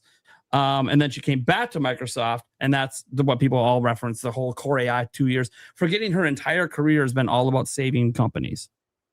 That's all she's done. That's literally what she's known for. It's all she's done in the business world is save companies. So that being the case, that being her history, it's understandable why Microsoft, look at all these different roles. Think she had experience in fucking Instagram and Messenger at the time that she got hired there? No. She knows how to manage things well, I think is basically the gist I'm getting from her career. She's really good at managing, but she might not always be the expert in the field. But sometimes the best people to manage are the ones that can recognize the smart ones. The smart ones that have the good ideas. And she seems to be, at least her career indicates, she is a person like that. She's a great manager who is really good at getting the right people, listening to the right people. Now, that all being said, and she might have a little runway because she's done it twice at Microsoft to help them save some project they had. I think Microsoft made the right hire based on her history to try to save the company. I don't trust Microsoft to allow her to enact all the changes she wants to do to save the company. I also knew there was going to be this eventually. There was going to be some layoffs. Microsoft's doing too poorly for there not to be more. Now, I'm not talking about the whole company. We know the whole company's fine, and most of their layoffs and the rest of the company are just because they're using AI. We know. But, you know, that's why I think there's some truth in what she said. Things like the teams are bloated. Yeah. AAA industry in general is bloated. And you know what that means? Layoffs. We've known this. There's too many cooks in the kitchen. There's more developers than we need for AAA. Now, it's not the developers' fault. It's the companies who, especially during COVID, decided to overinvest in shit they shouldn't have. So not entirely the developers' fault. And that's why you always feel bad for the people that lost their jobs. It's never typically their fault. I mean, obviously on an individual level, maybe they sucked at their job, but we don't know. But I think Asha, you know, as corporate as this is, and as much as she probably, I mean, she had obviously input and probably didn't actually type the words herself. I feel like in a situation like this, I'm willing, under new leadership, she's been there less than a year, to just let her do her thing. And we'll see what happens. I think Stash is entirely right that it's a smokescreen. And he saw a tweet I put up about this, like, hey, we'll wait and see. This all sounds really good, but is it really just a smokescreen for a sinking ship? And they're just hiding what's really going on because it's going to destroy what's left of their public goodwill. You know, they still probably have 30-something million people who bought an Xbox in the US, so they still do have a core audience. They don't want to fuck the pooch. And I will say, you know, some of the rumors out there are coming from some very reliable places that corporate is considering selling off Xbox. And Asha could obviously be there to prepare for that to happen. But in order to do that, you have to also make Xbox attractive to someone to buy it. So there's still every reason for them to try to do everything they can to turn this around, especially the launch of Helix is going to be kind of that defining moment. Because look, I don't think Helix has a chance in fucking hell to be a serious in the market contender in terms of sales.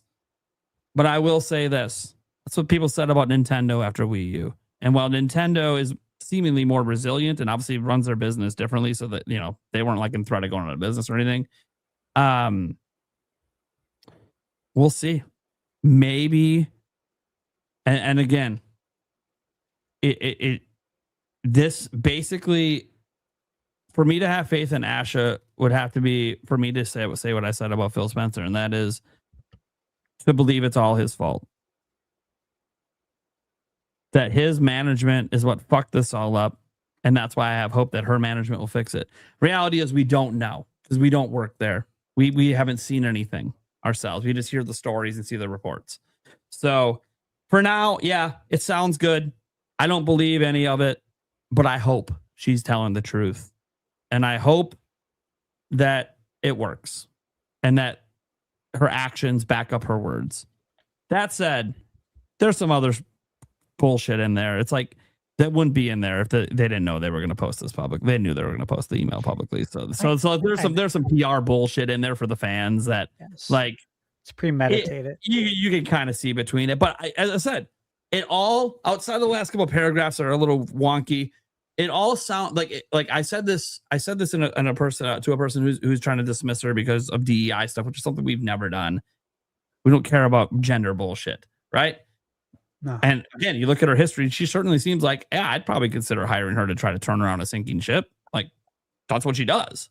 But I think that the Microsoft is pretty much fucked and probably going to end up selling off Xbox and all the studios, and it's all going to get broken up, I think, here in the next 5 years, personally.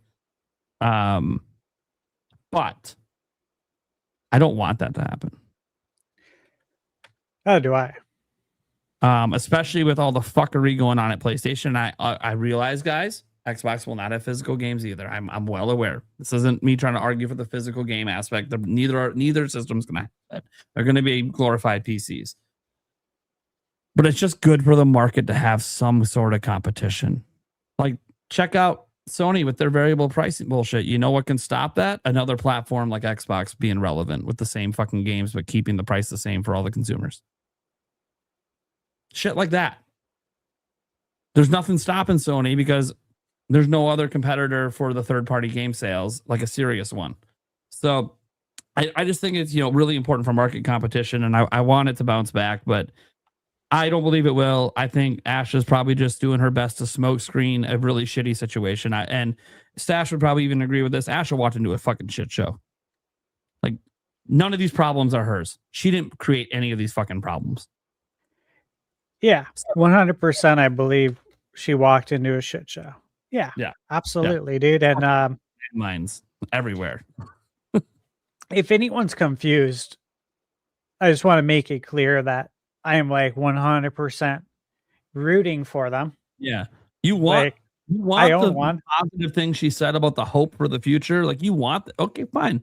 Yeah, I want that. I have a disdain for PR speak. Bullshit. Yeah, I can spot it a mile away, and I don't like it. But I get it. Yeah.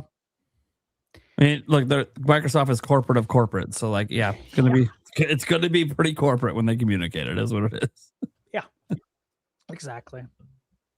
So, but yeah, serious. I hope that she's right. I'm trying. Guys, I've been giving her, like, I don't like console wars. I'm trying to give her all the benefits of the doubt because technically none of the mistakes were under her watch, and she has said, and so far the few actions we've seen enacted, she's walked the walk so far. The only real action so far you could probably point to being the reduction of price of Game Pass. She said it. She did it. She explained what she had to sacrifice to make it work. But it also was pretty obvious because Call of Duty is their biggest moneymaker and probably made fucking nothing on Game Pass anyways. So it's just the right decision. Instead of raising the price, it was always the right decision to just remove Call of Duty. Everyone thought it was weird that there's no way Call of Duty was going to stay on Game Pass. They thought that from the moment they bought the fucking franchise. So yeah, they'll make more money now because of it.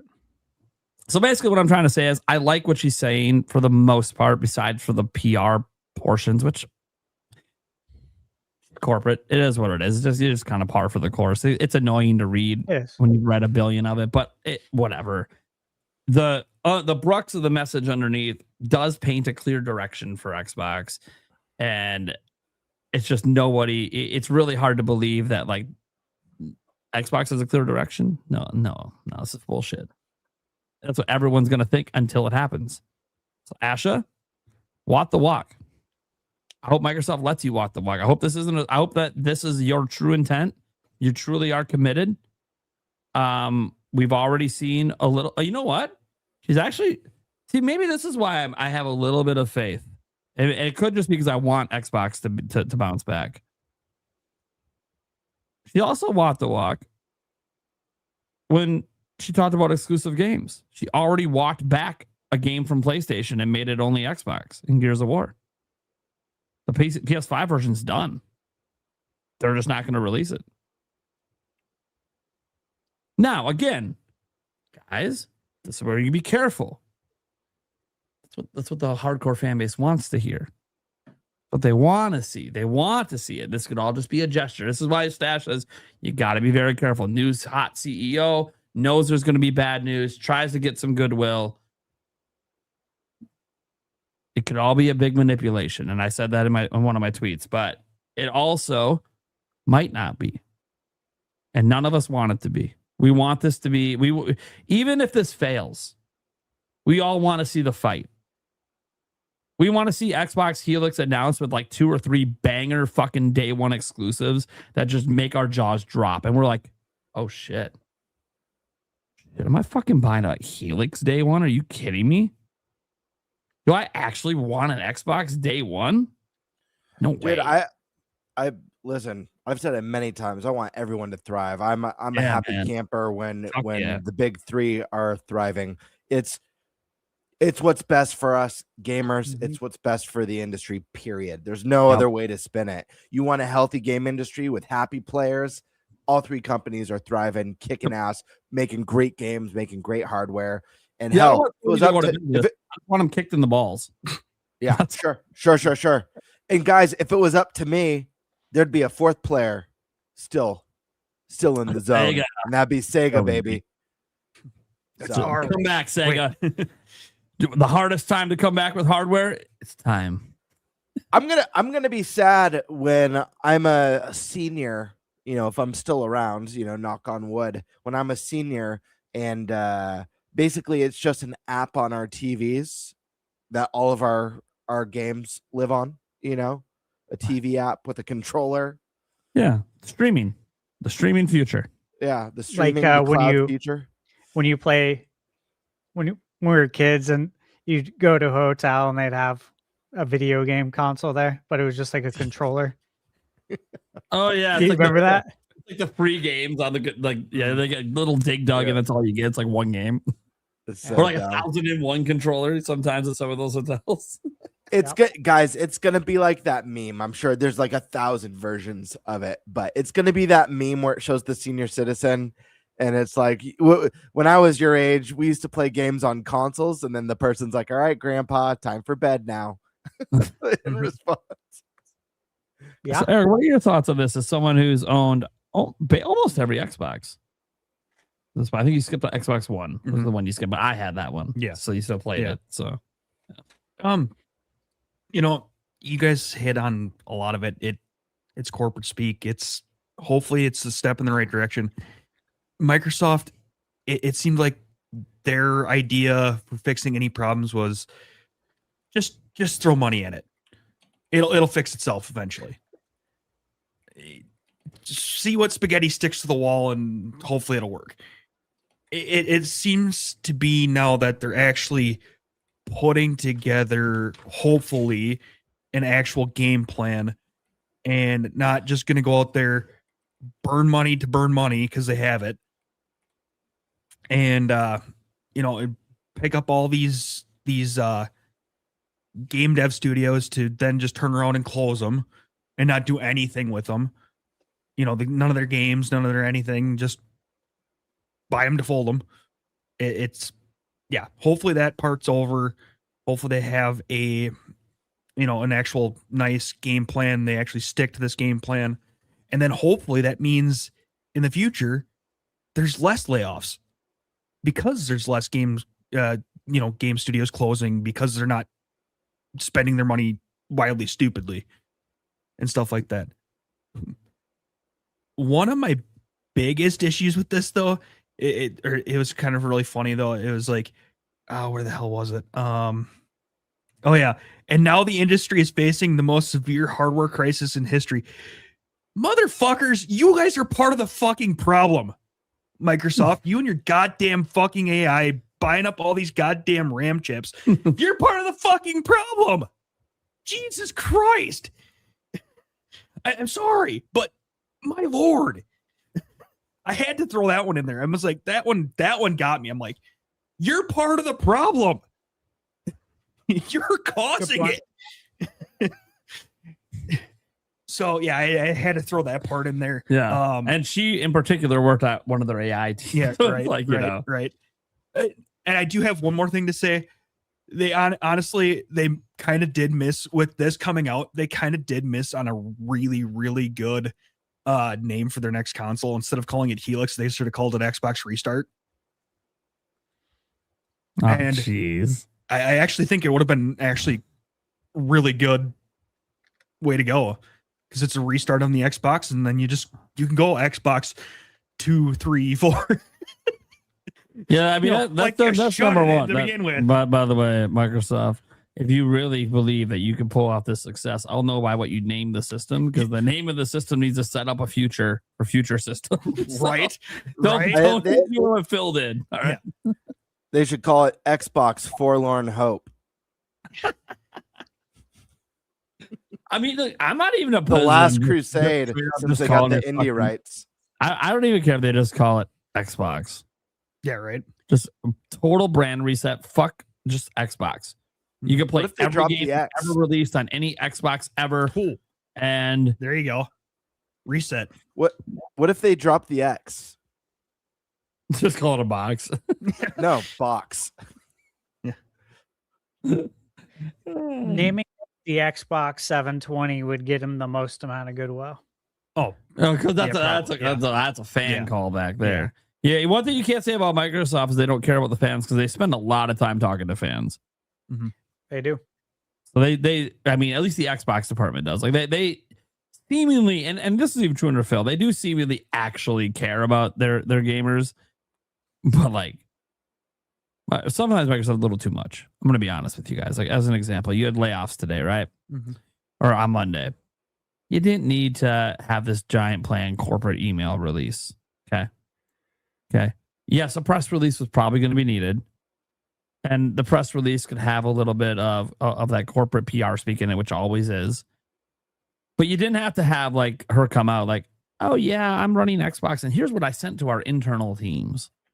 I'm like, yeah, you probably did send it to your internal team. I'm sure you're not lying. Mhm. But like, there was a lot of communication with your internal teams, I'm assuming, before this fucking thing was sent. So the real communication. So it's like it's obviously just a whitewash for the public, but it doesn't mean that she doesn't have a vision. It doesn't mean she doesn't have a plan. It doesn't mean that she's not going to try to execute it. And it's just, we don't know if it's going to work. We don't know if she's lying. We don't know if Microsoft's going to let her do it. We don't know a lot of things. What we do know is what she says. And we do know that some of the things she says, she's already stood by. Whether that was to create a smokescreen so we believe her more, or whether that's just who she is, we're going to find out over the next couple of years heading into Helix. And if you hear me sounding a little more hopeful for Microsoft, it's because they're already down. They're already down pretty bad. Deservedly so. They're in the dirt. Like, we're talking about a company whose parent company is thinking about selling them off, and they might never make hardware again. I'm just noting that like Microsoft's in the shitter, so I'm trying to have hope. Trying really hard to have hope. PlayStation's different. I'll be hard on them right now because look, they might be right and they might be too big to fail, and that scares me. That like they could just treat customers like. We know all corporations just view customers as dollar signs, but you're never supposed to say it out loud. And you're never supposed to behave so consistently as if they're just checkbooks. Like, people act like Nintendo is that way. And yes, Nintendo is that way. They want your money, but at least they'll be nice to you about it when they ask for it. Sony is like, you know what Sony's reminding me of right now? She's like, when you see a chick, right, at the bar, and she's always dating all these hot guy losers. They're a bunch of fucking floozies and flakes, right? You see it all the time, and you're always just like, what is going on? What is that? That's fucking Sony. They know it don't matter how many people reject us. There's more. We're the hot thing on the street. We're the cool kid. We're the one everyone wants a taste of once. And guess what? There's 9 billion people, so we'll always get that next taste. Eric. It's like it's interesting to me because Sony is just they're so cocky I just want them punched in the nuts. I know this backlash they're getting right now feels like the nut punch. It's not a nut punch if their business isn't affected. Right. So I don't want them to go out of business. And I know Sony is a company that they can't have a Wii U generation. That would actually end PlayStation. I don't think you guys understand how that company runs. They can't have that sort of revenue drop off. They'd be fucked. They take on loans, lots of them intentionally, so they pay less taxes. They'd be fucked if they default on all that shit. So, no, I don't want them to have like a Wii U gut punch. Okay, they're not ran like Nintendo where they're a bit insulated from failure. But I do want them to be hit hard enough that they actually think about the decisions they make and maybe start to actually talk to your fucking fans with respect. Like you actually give a fuck that they are choosing to spend their hard-earned money on your shit. If not for your fans, you don't have a business. Exactly. And they are banking on the fact that Sony fans just aren't going to care how Sony treats them. We're going to be fine. And they could be right, and that scares me. Because that means PlayStation is the only company of the console makers that can quite literally do whatever the fuck they want, and no one's going to hold them accountable for it. And that sucks. Microsoft, they fuck up. Guess what? Their sales are down. Now they might be selling off the business. Nintendo, they fuck up. They have their worst generation ever.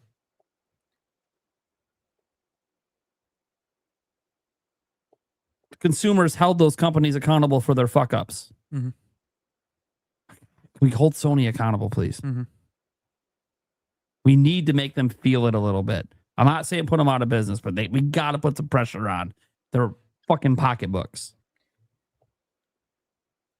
But they're the number one revenue generator, and they don't think that's ever going to change. And they might be right, and that fucking scares me, man. Mm-hmm. To have a company knowing they can get away with fucking anything. Mm-hmm.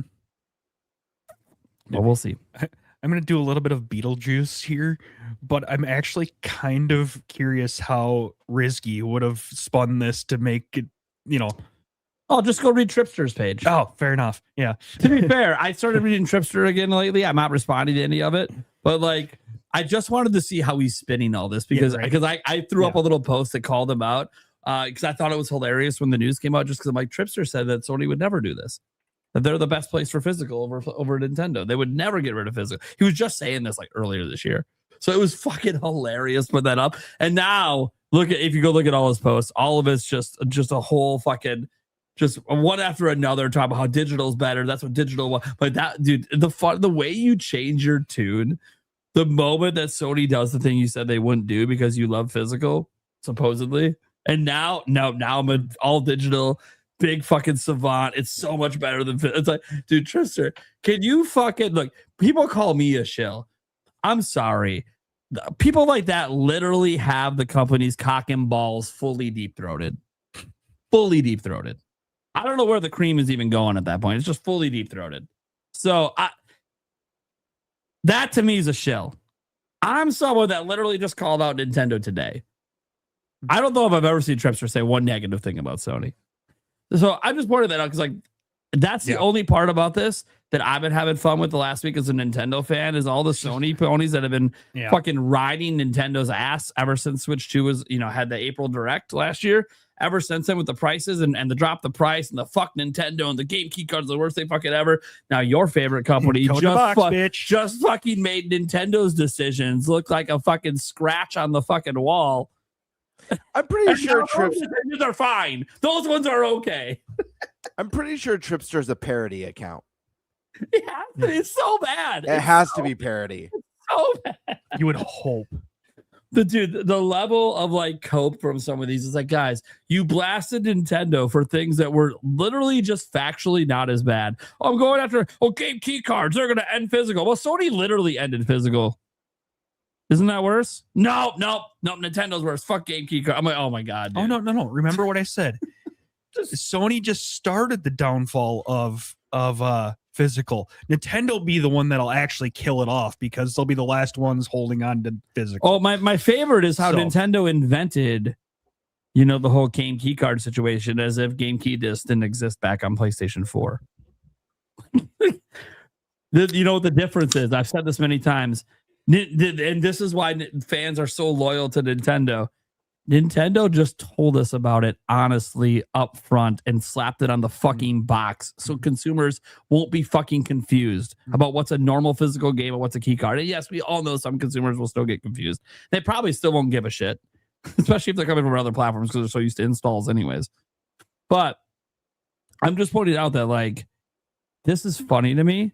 And this has been maybe the only entertainment I'm getting out of this is just watching all of these fanboy accounts that have been attacking Nintendo just scramble and just come up with the most dumbass fucking excuses for why this is good for us, why we want this. It is so hilarious to watch because this is the most amount of backlash I've ever seen a video game company get. Like, guys, I want you to explain something to you. We just had 3,200 industry layoffs get announced on Monday. It's pretty fucking dog shit. It's Thursday and people are all still talking about Sony because of how bad this is. Layoffs? Well, Sony does that too. So like, it's not like they're immune from that too. So like the layoff story, look, we've been getting layoffs forever, right? It's like every fucking week there's more layoffs. Yes, this was a pretty fucking big batch and maybe the biggest batch in one day. But it's from one company, but it's like, dude, this is funny. This is funny. I think this is all hilarious. And you know what? Here's where I get called a Nintendo shill forever. Look, guys, I get to spend my days talking about video games, right? That's what I get to do for a living, whether it's on X, whether it's on my YouTube channel, wherever, right? I talk about video games. It's fun. I converse with the fans. You guys love it or hate it. After dealing with all of this shit from those fanboys over the last year, I'm just... Nintendo's pretty pro-consumer right now, aren't they? I just gotta throw out that, like, Nintendo doesn't look so bad, do they? Game key cards, not so bad when the other people are just not gonna have physical at all. Hey, Nintendo Switch Online service is so terrible. Yeah. Except now it seems to be the most secure as PlayStation keeps getting hacked all the time. Meanwhile, Nintendo's just rolling around talking about cows and Mario Kart on social media. As if nothing's happening. As if the whole industry doesn't feel like it's on fire. Except for Nintendo that's just sitting back reminding everyone what's going on with Splatoon Raiders. Hey, by the way, we got a game coming out in a couple weeks. If you guys want to remember why we're in this industry to play games, just remind you. Like, it is crazy what's going on out there. So, like, look, Nintendo is obviously in a very good place, but this is one of those things where all Nintendo had to do was do nothing. That's what a lot of people say. But I think it's actually more than that. I don't think it's just that Nintendo did nothing. It's how they did the things that they've been doing. It's just how they run their business. They just believe in a different strategy. And everyone else went a different direction and they're paying for it. I've talked about this before. All these AAA studios that got all these layoffs, they all bet in the same direction. Always have. What companies aren't struggling right now? Well, Capcom and Nintendo. Capcom hasn't had layoffs since 2018. And in 2018, that's because they closed the studio to bring the games internal to Japan because it was a Western studio. And then they immediately hired more people. And they've actually grown. They're one of I think 3 AAA companies to actually grow in staff over the last 10 years. Nintendo being another one. So now you might go, really? Over the last 10 years? Only, yeah, because all the layoffs. Because they all bet in the same direction. So this sucks. It all sucks. Consumers are getting boned from all angles. It is what it is. Video game industry is expensive on top. And I'm going to feel sad that I do feel by the time we get to Switch 3, I think there's going to be people that are watching this podcast right now that just won't be able to afford the game anymore. And I think that sucks. the way the industry's going in that way. At least the game the way that you've been used to gaming for a huge chunk of your life, you know, where you buy the system, you buy the games, you know, the games start creeping up, start becoming $100, $150. Consoles are now 1,000 plus. Switch 3 comes out and shit still fucks, and now it's an $800 system. Of course, at that point, I think Nintendo might just keep Switch 2 going for a bit longer to try to get past that hump to not launch an $800 system. But you don't know where the economy's going. You don't know this could all get worse. Like everyone just assumes in 5 years after that contract with Micron ends, everything's going to get better, or it could get worse. We don't know that we're at the peak of the worst of this yet. We could still be climbing the summit. So it sucks. And as advantageous as this is becoming for Nintendo, is they're becoming the only, I don't want to say affordable, but the cheapest option on the market that offers the most user choice for purchasing games, besides PC, of course, obviously. Yeah, this is just fucked. It's fucked. The fact that in September, I'm saying a $500 console is the cheapest current generation system in the market. Fucking insane. Mm-hmm. By the way, a system that, hey, you know what? I can't pretend anymore. Nintendo is launching another $80 game in Fire Emblem, so they're clearly going to do more $80 games. It's $70 digitally. I get that. Blah blah blah. Mario Kart World would be $70 digitally today too if it launched today. Kind of surprised Nintendo didn't retroactively apply that $10 discount to previously released games, but maybe I'm not, because they're greedy bastards, right? Fuck them all. All right, guys. We're gonna move on to our next topic. All right. Do it. So you guys didn't know we let that topic go for a while because we really only had 2 scheduled topics tonight, and that was a really, really big topic. It's the whole fucking industry, right? But now we get to bring it back to Nintendo, right? We're a Nintendo show, and one thing happened over this last week, and that is the future of Nintendo Switch. Nintendo announced a positive thing. They are attempting something in Europe. They are attempting to add a feature to NSO, right? To give people free shipping on stuff they buy on the store and on the My Nintendo store. I think that's really cool. I think that's great. And I hope that comes worldwide. So positive. On the flip side, Nintendo announced that they are doing battery revisions because they have to, right? EU is forcing all electronics, all consumer electronics to have battery replacement.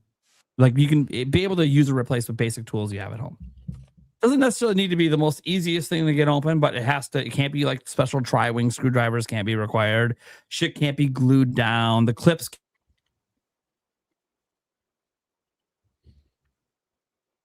Reasonable person at home that isn't like the most handy could take apart the device and replace the battery without harming themselves. Okay. We don't know how Nintendo is handling that aspect of it. We just know they're going to, because they announced the Switch 2 console, the Switch 2 Joy-Cons, the Switch 1 Joy-Cons, the Switch 2 Pro controller, the N64 controller, and the GameCube controller are all sometime between October and February next year getting relaunched in Europe with new versions that have user replaceable batteries.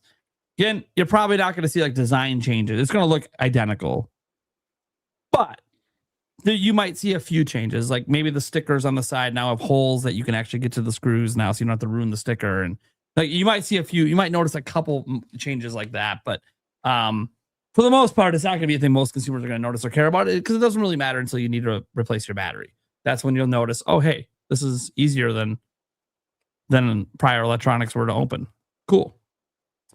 Now, in that news, and it was easy to overlook, because it was in the Q&A section on the article at the bottom. It's on Nintendo's website. You notice that when you look at the list of items, they have the Switch 1 Joy-Cons as getting replaced with new ones, right? So they are doing user replaceable batteries in Switch 1 Joy-Cons. So they're still having to have Switch 1 Joy-Cons to buy. But you didn't see the Switch console, the Switch 1 console listed. Kind of weird. So in the Q&A section, they said, hey, Switch 1 console is not listed. What's going on? Yeah. What's going on is they're not making it anymore for Europe. As of February of 2027, Nintendo Switch will no longer be sold to retailers in Europe. and they will no longer sell it directly on their store.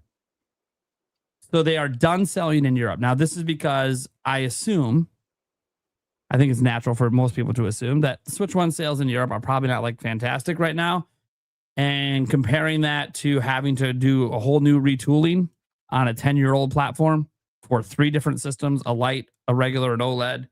Well, you already have your manufacturing locked into that and have had it locked in for a decade. And it's your previous platform. I think it's just a matter of it just isn't worth the investment to them to retool. But it is for Switch 2 because obviously there's a lot of years ahead. And I do think the retooling for Switch 2 has a chance to bleed over into all Switch 2s at some point next year. Because why would you just retool one line? Retool them all. Give us all user replacement. That's why I hope anyways. Not officially announced or confirmed yet. But yeah, I do think that this is a very interesting situation. But what it really brings up is the future of Switch. Because this kind of feels like the first domino falling of the year. I mean, the first domino is the launch of Switch 2, but next domino is one major territory is no longer going to be offering to sell it anymore. And that's happening as of next year. So, now that one of the 3 primary territories for Nintendo to sell their systems will no longer be carrying the Switch 1, it feels like it's the beginning of the end. So, do we still think it could possibly pass PlayStation 2? Because that's what some people just care about the sales right now because they want to see that happen. And when do we think they're going to kind of like how much longer do we think software is going to be coming?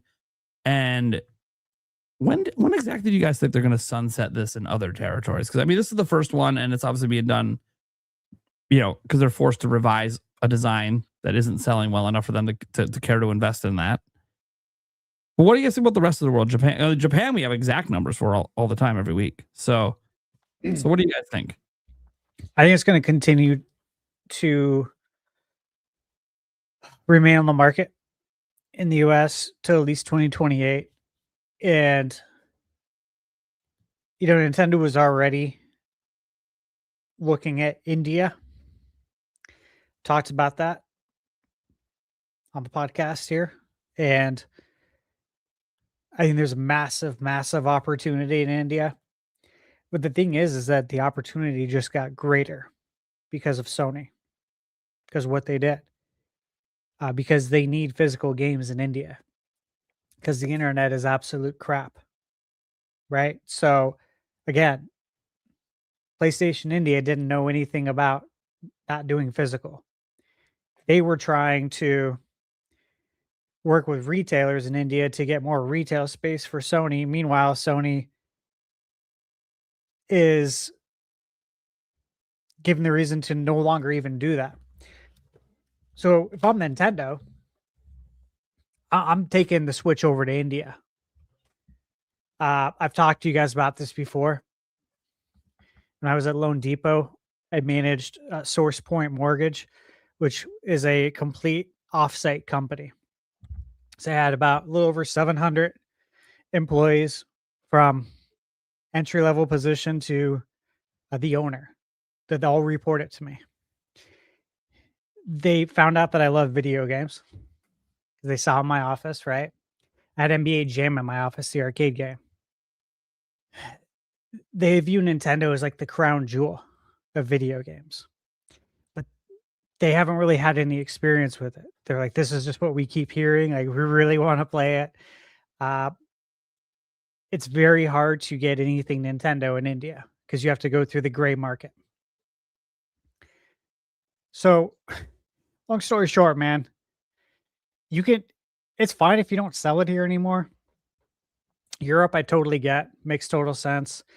I think they should cut it off here probably right after holiday 2027. Sounds about right.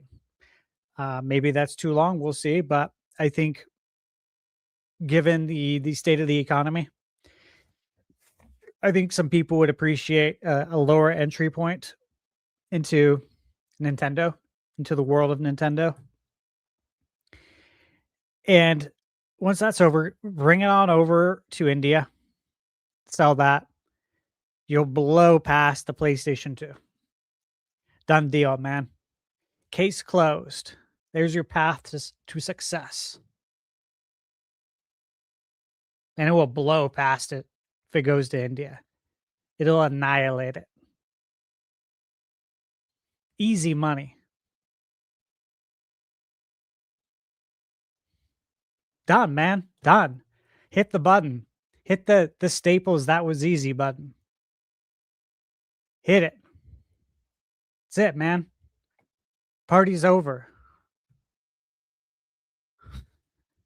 It's closing time. It was the knockout punch. Come on. Who's up next? Oh my god.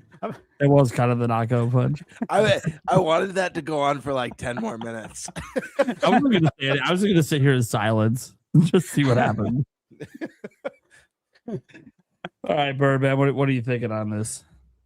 Yeah, I agree with Stash. I think that it's at least gonna go through till 2028 that they'll still be selling Switch ones. I'm sure we'll see titles sprinkled here and there. I don't know the logistics and all the details behind India. I know that's something Stash has talked about before. I think that makes a lot of sense. Releasing the Switch in a new region. Yes, that's gonna blow past the competition. And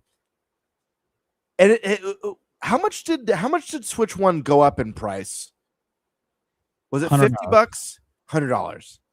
Yeah, I think it was the OLED that went up 50. It was just the OLED. Gotcha. Okay. I believe. Yeah.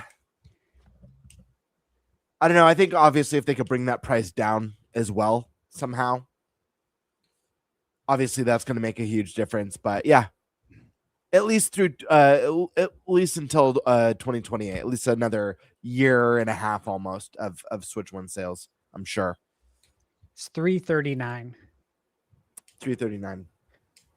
What's the light going for? I thought they raised it to 300. I can't. Well, maybe they did. Maybe it was 240. I'm trying to remember. I haven't looked at these prices in so long. $229. I don't know what the I have to look into it.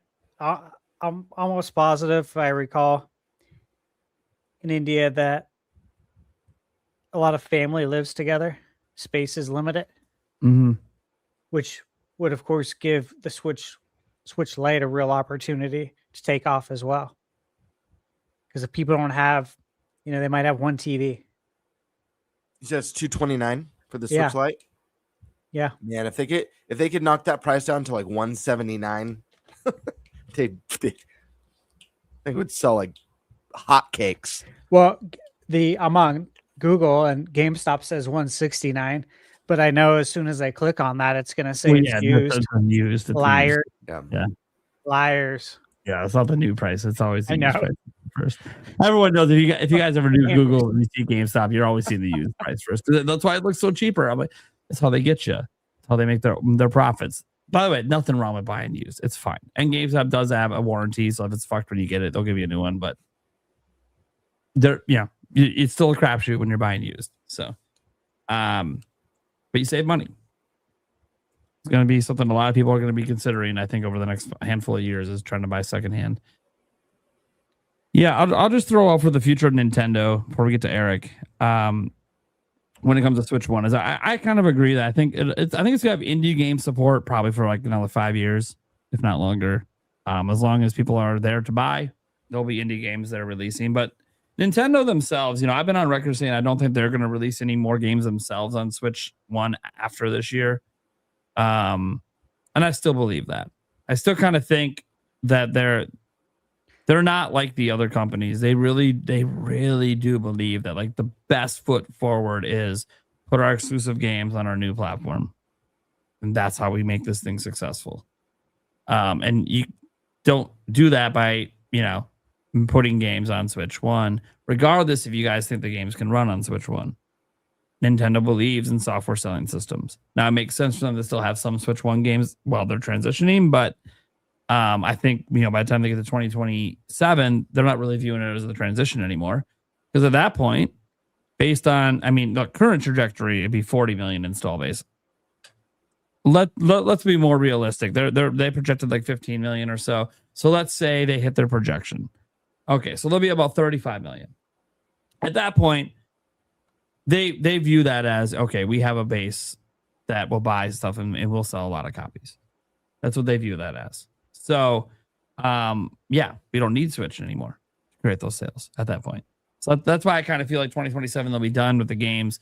And yeah, sometime in 2028, I think I could see the announcement of them either being done with manufacturing, or if they're not, it's because there's been some sort of breakthrough where they were able to reduce the prices. So Gamebird talked about the price reduction stuff, and I would love to see that happen. It is not happening in this current climate. But say we get to 2028 and somehow maybe the RAM the Switch One uses in particular just somehow hits discount bins or some shit, and Nintendo can now like massively drop the price. And you get Switch Lite down to $100. You discontinue one of those Switch versions, maybe keep the OLED around, but you get able to drop that thing down to 300. Suddenly you've got a couple budget options there now that can help out for people that can't afford Switch 2. And there's that whole Switch One library, which should keep them happy for a bit. And that might help Nintendo with their evergreen sales of Switch One games. Meanwhile, their primary consumer base is already moving ahead with Switch 2. So Nintendo has an opportunity to really take huge advantage of what's happening in this industry.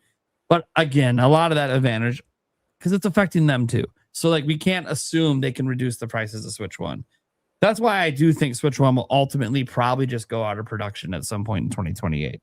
Now, in terms of passing PS2, I do think they will have enough units manufactured to pass PS2. Question just is if they'll sell. That I don't know. I assume over time, probably. I mean, look, PlayStation 2, we've known for decades how many systems. Well, I shouldn't say decades, I guess. Technically 2013, because they were selling that fucking thing until 2013. But we've known since then, because Sony published it, the final PlayStation 2 that was ever made was published.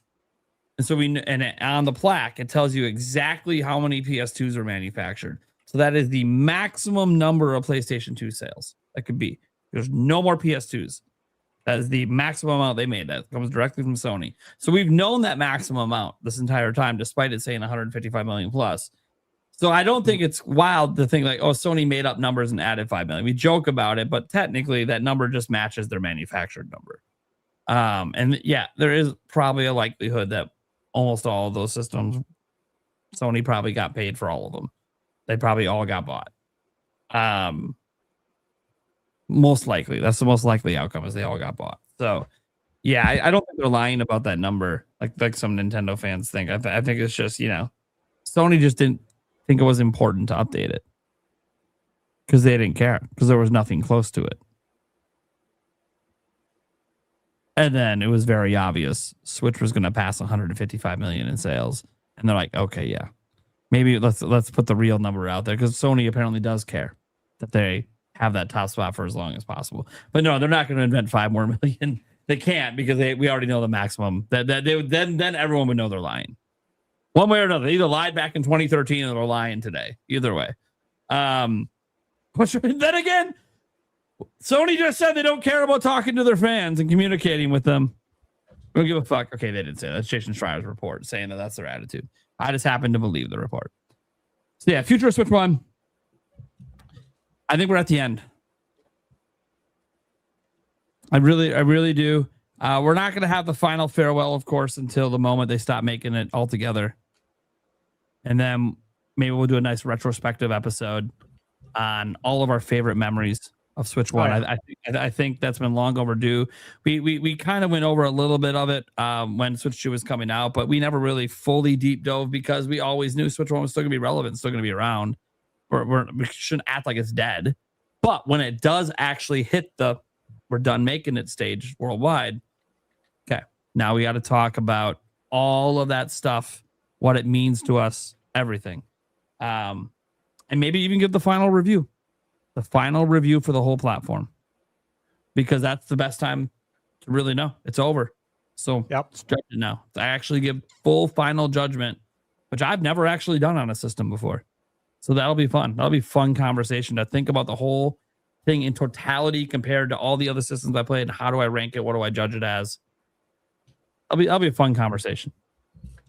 But hopefully we're not having it for many, many years. It'd be sweet if they're still making this shit in 2030 because it keeps selling. Good for Nintendo. At that point, they'd be probably flying ahead of PS2 at that point. They'd probably be 165 million or some shit. Like, then we're talking nothing's touching Switch, you know?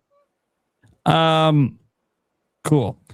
Eric, what are your thoughts on Switch 1, the future? Part of me, I understand keeping it around for a budget option, but at the same point in time, part of me thinks that the reason why PS5 is probably not doing as well as it probably could be is because Sony kept the PS4 around for so long, and they made games for both consoles for so long. It's just you know, what was the point of needing to go up to a PS5? Yeah, what was the point? Yeah, I don't know. What was the point? I'm not sure. Yeah, I mean, what was the point? I mean, do you have all the games you put on a PS4 too? Do you need to change your pants over there or something, buddy? I'm just curious. Why? What? Well, I don't know. I mean, I know that wasn't. I'm just reading the headlines. That wasn't me that sent that. I know it wasn't. I know it wasn't, but the one who sent it is over there doing some business. Yeah. Yeah. Right. God. Anyways. Yeah. So it's one of those that I don't want to. I kind of don't want to see Nintendo going in that direction either, where they kind of, hold the Switch one around for so long that it's detrimental to, people actually going to the Switch too. Yeah. So that's kind of where I'm at with that. It's yeah. Damn. I see, like I said, I see it keeping it around for a little bit, but it's gotta come to an end at least sometime soon. Be my thought. If they keep it to 10 years, sure. Yeah. After that, it's in order to keep moving forward, you gotta cut it off. Pause. What the fuck? How you doing? You gotta keep it going. You gotta cut it off. Yep. Hey, I'm just trying to make Jake proud.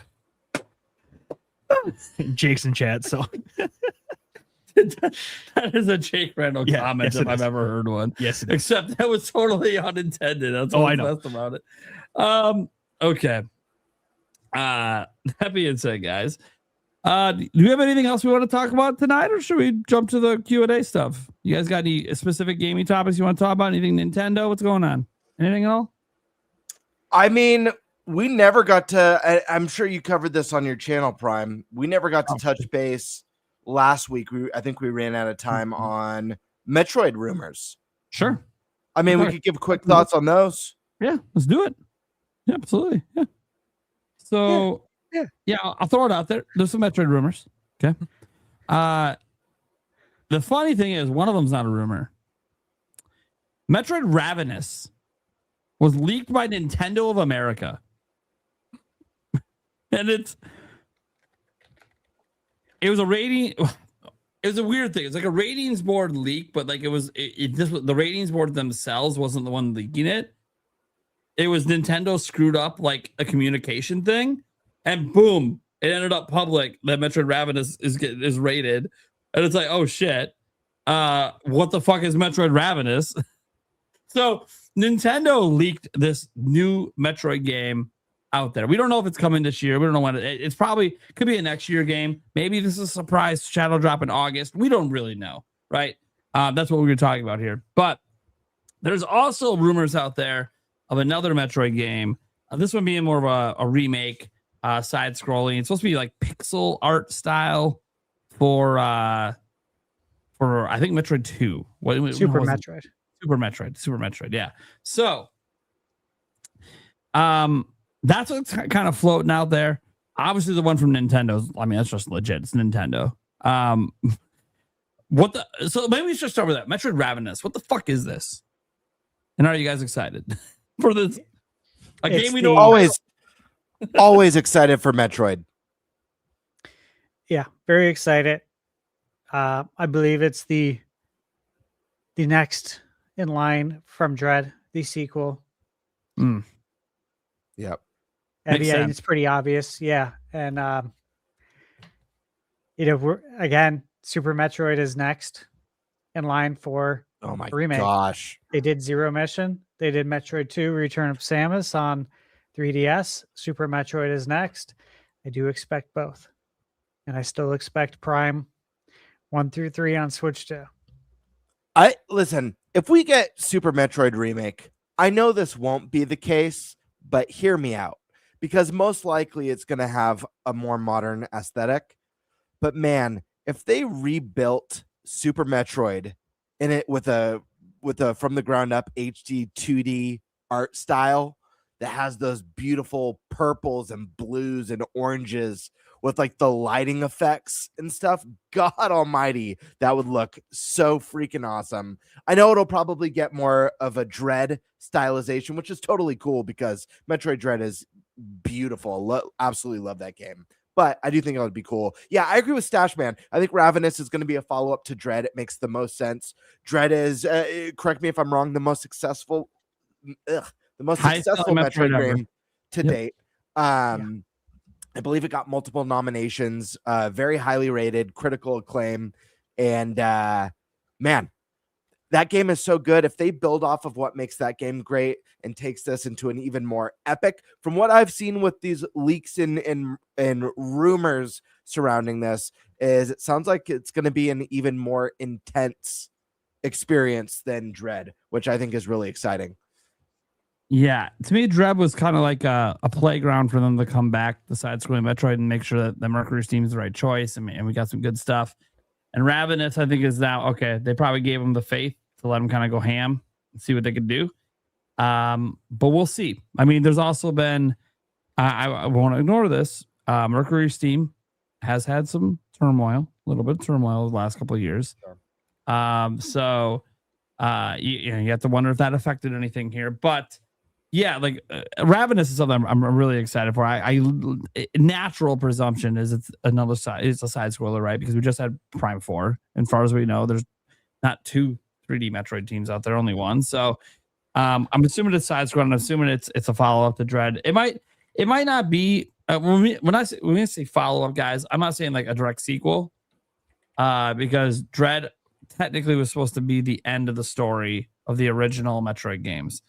Technically, whether it actually is, I guess we'll find out when the next one comes out. But I could see them maybe starting a new story arc, and getting to mess around with all that lore stuff all over again. So it'll be interesting to see.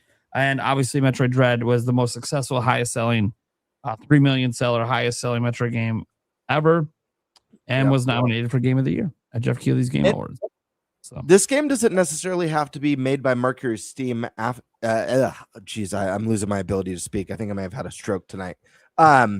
This game does not have to have been made by Mercury. Joke about that at our age. Don't joke about that. I'm like 5 years ago, maybe we could. I'm like, I'm 40 now. I'm still sure. That's right. I forgot. You're still a youngin' in your 30s. Fuck off. You can joke about it. Fuck you. All right, moving on. I've got high cholesterol, so I never know. Like anytime I think I'm smelling burning toast, I'm always like, uh-oh. But it's usually always toast burning. Turn around like, no, from one of the kids. Your wife's over there just making toast. Don't worry about it. Or any strange smell. Do you guys smell sushi? Maybe I'm having a stroke. I don't know. Anyways, what I'm getting at is that the game doesn't necessarily need to be made by Mercury Steam. We've seen Nintendo make some interesting choices with dev studios, and what projects they take on. I don't think anyone was picturing Velen Studios would be handling the Star Fox remake. So who knows who they could go with for this? Yeah, maybe it's Mercury Steam. Like you said, they've had some troubles, but you never know. Could be Grezzo. Maybe Grezzo's doing it. Mercury Steam's behind one of them. If they both exist, they got to be behind one of them. Sure. And that gets to the other one, like pixel art. Super Metroid. Love it. Yeah. Love it. Dude, Super Metroid is so pretty today in its 16-bit glory. That's why I'm like, man, if they did an HD 2D version of that with like the lighting and stuff and like the depth of field with the 2D background, oh God. To me, this tells me that they want to preserve the art style because they know it's aged like a fine wine. Super Nintendo era to me has aged like the final era of animated movies, right? The late 80s, early 90s, like Little Mermaid, Aladdin. Before we went into CGI, before we like went into Toy Story and A Bug's Life, it's where it was just perfected. That's the Super Nintendo, right? Like, that is the beauty of it. You can go back to it today. Yeah, I think I told you guys, I played A Link to the Past a few years ago. Played it on the projector in surround sound. And dude, it was just like, man, this is so good. It's timeless, man. It looks beautiful today. So when I heard the graphics were going to be pixel, right? I was like, again, they get it, right? Star Fox on Switch 2. The art style, they get it. Like, it perfectly encapsulates the promotional artwork for the original Star Fox. It's like they took it and brought it to life. So I'm really excited for this pixel art. And also, I don't know about you guys, but I do believe we're going to get a Link to the Past remake. Don't F with me, Stash. I totally, this is, these are obviously, they're all my own thoughts, but I really believe we're going to get it. Just like I always believe we're going to get Ocarina of Time. I really believe we're going to get A Link to the Past. But knowing that they're going to stick to the pixel art tells me that they respect that. They respect Star Fox. Peers, based on the little bit that we saw, really respect the art style of Ocarina of Time. I'm really excited to see how that vision will turn out for A Link to the Past. I really do believe we're getting that. It's exciting. Oh yeah. It's like all the best parts of childhood are coming back, dude. Awesome. Okay. Eric, you got any thoughts on any of this? I mean, I don't play Metroid at all, but I am definitely happy for those that do. And you can fix that problem. Yeah, I can fix that problem. Yeah. No, definitely. You need me to digitally lend you Dread? No, but no, I'm definitely happy. I'm always excited to see new games in a series that hopefully it'll come out good. You never know. But yeah, no, I'm excited for Metroid fans. It's kind of where I'm at with that. Wouldn't mind if they announce this and it's a December release and we get to play it at PAX. Ooh, that'd be fun. Yeah, I've been thinking about That'd be PAX wild, a lot. dude. I know what's you gonna be there. wanted to make a topic. I'm like, yeah, Stash really wants to talk about it. I'm like, it just feels like maybe wait till we're a little bit closer. We have a little bit more company confirmations. Well, the list is coming. The list is coming soon. Like, It's not here yet. I'm waiting for that list. And then Tokyo Game Show list I saw today was, Yep. I think, pretty much out, and that's after PAX. Yeah. Now, obviously, that's not in the U.S., so you got to make plans way ahead of time to go out there. Yep. But there's obviously companies from Japan and Europe that are traveling to Seattle. Even at Summer Game Fest, you have people from all over the world. So I gotta imagine that list is coming out soon. From what I heard, the latest it's going to come out is the last week of July. Absolute latest. But like Square Enix is going to be at Tokyo Game Show. Hell yeah. And which makes me wonder, okay, so you got some stuff to show. Well, you wonder if you'll be at PAX because they weren't at PAX last year. Right. They were there, obviously, with Nintendo. Wow. Yeah. But that was the only capacity they were in. So nobody saw Square Enix on the show floor. So it gives me hope that they might be going to PAX 2. Like they might be making their rounds because they got something to promote. Remember, all year is the 40th anniversary for Dragon Quest. Right? Mhm. They got a lot of stuff to talk about. That's exciting. like, All I know- I can't wait to see that list. All I know is I really hope Stash is able to work some magic again this year as far as playing some Nintendo stuff like last year, because that was such an amazing experience that I didn't think I was going to be a part. Like don't get me wrong, I was so grateful to be at PAX and be in the Nintendo booth early and trying Pokemon and Kirby. But that experience that I got to have was not something I was expecting going into the show. And it's just such a better setting to experience games. You know what I mean? Mhm. Yeah. It was so much fun. Like it Mhm. was really nice. There were seating couches. You don't have anyone bumping into you. The noise level was great for recording. Yep. You had coffee, snacks, baked goods. I don't know what else. I didn't need anything. I was in the zone. We all were. I had a couple I was just like, cookies. just give me the caffeine. But it was Black coffee, baby. I was eating one of the cookies while playing a game. I'm like, okay. All right, guys. Sorry, I'm giving you typical gamer attitude. I've only been walking the show floor for 6 hours. Give me a break. I need some sugar in me quick.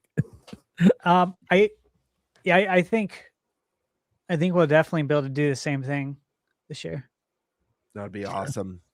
I really do. I want to ask, did anyone have any extra thoughts on Metroid? Because I want to pop maybe a really quick side topic outside of Metroid, unless anyone has any thoughts. Well, I'm good on All right. This is a question from fan of the show, Boo Mini, who we all got to meet at PAX last year. She wanted me to ask this for the crew. And I think it's a really great question too. Gamebird, could you guys quickly discuss if you think Ocarina of Time remake rumor of the game being $60 is an indication that the game is not going to be as good as if it were $80? Yeah. Boo Mini asked me that in chat too. If I was this exact question. And you guys know I'm not concerned. So the price came from PlayAsia. Games are cheaper in Japan. So I will wait to see, of course, what the actual price is here in the US. But it doesn't bother me that it's priced that. It doesn't make me concerned or worried that the scale or scope of the remake could potentially not be like massive. And again, we don't know what the actual price is because it's the listing on PlayAsia. We've seen listings go up before where I've seen it for several decades. I don't know about you guys. Maybe it's just the psycho in me. But I used to go to like Toys R Us website and search for games. And I would try to find games that like weren't listed. I forget how I did it. But I used to be able to find games that weren't listed. And I remember learning how to do it in like a message board. It was something you had to type in the web address back in the day. I forget, dude. Like this was a long time ago. I can't remember. Can't believe I even remember that. But point is that I used to see listings, right? There were placeholder listings all the time that other people did not see. And the prices were never right. But even when you have placeholder prices now, sometimes they're right, sometimes they're not.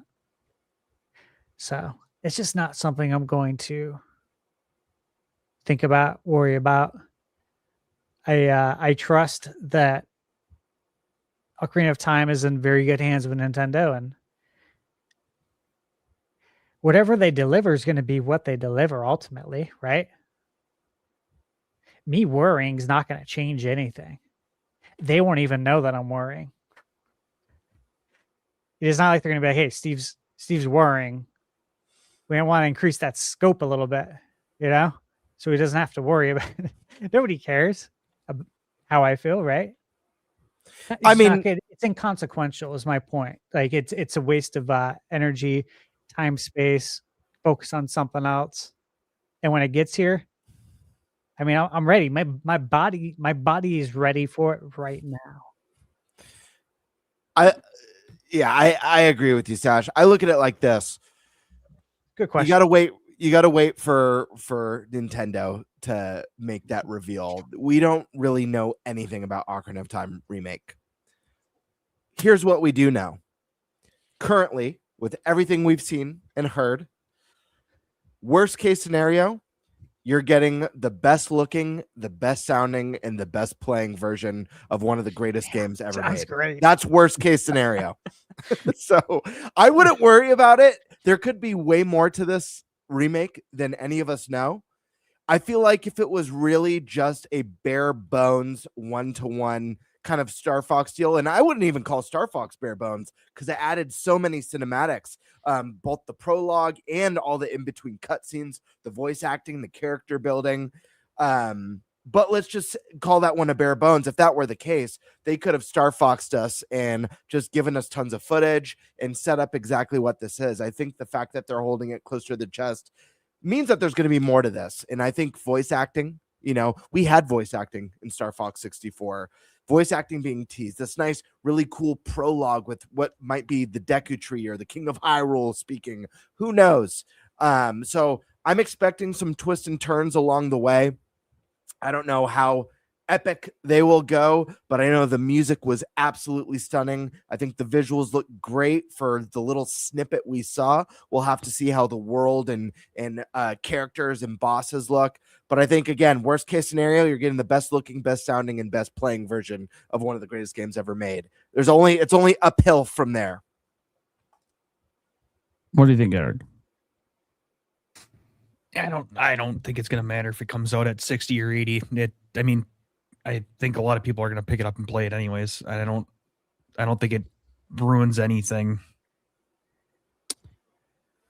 Yeah, look, if it's 60 physically, that means it's 50 digitally, which is exactly like Star Fox.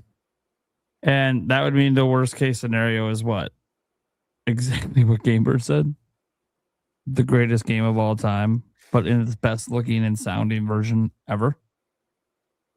I don't see how that's a negative, even for 50 or 60 bucks. That being said, obviously, it's that Nintendo fans and Zelda fans really want to see Nintendo show that they're willing to go all out in a remake where they're willing to expand upon and add things in, and not just massive visual overhauls, but more.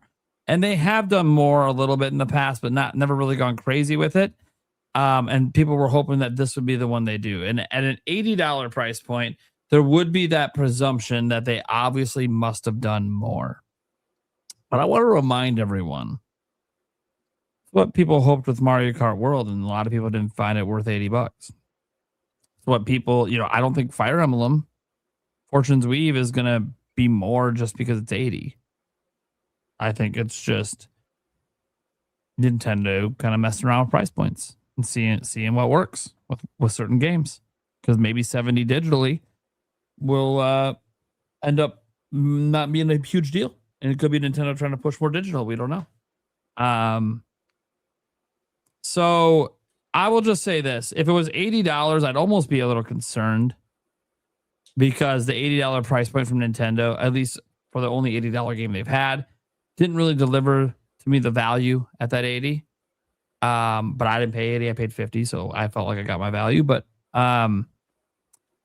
For the Fire Emblem, I'm not sure yet until I play it. Obviously, I'm still excited for it. $10 isn't going to make me skip Fire Emblem. I'm going to get Fire Emblem. I'm really excited.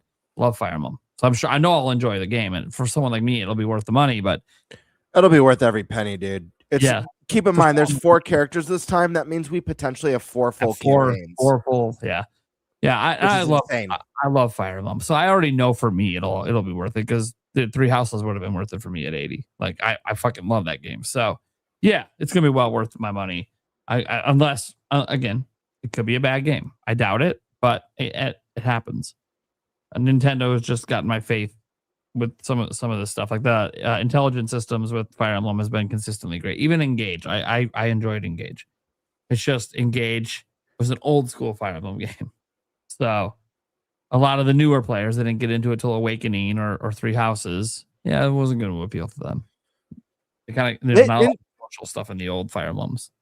Nintendo, even if it's 60-50, 60 physical, 50 digital, that might be remake variable pricing. They might just decide that, like, because this is a game that already exists, it's by default a more affordable entry point. Maybe. Than Switch, an original Switch. Could be that. I don't know. We don't know. What's very clear, Boom Any, is we just want to see the game.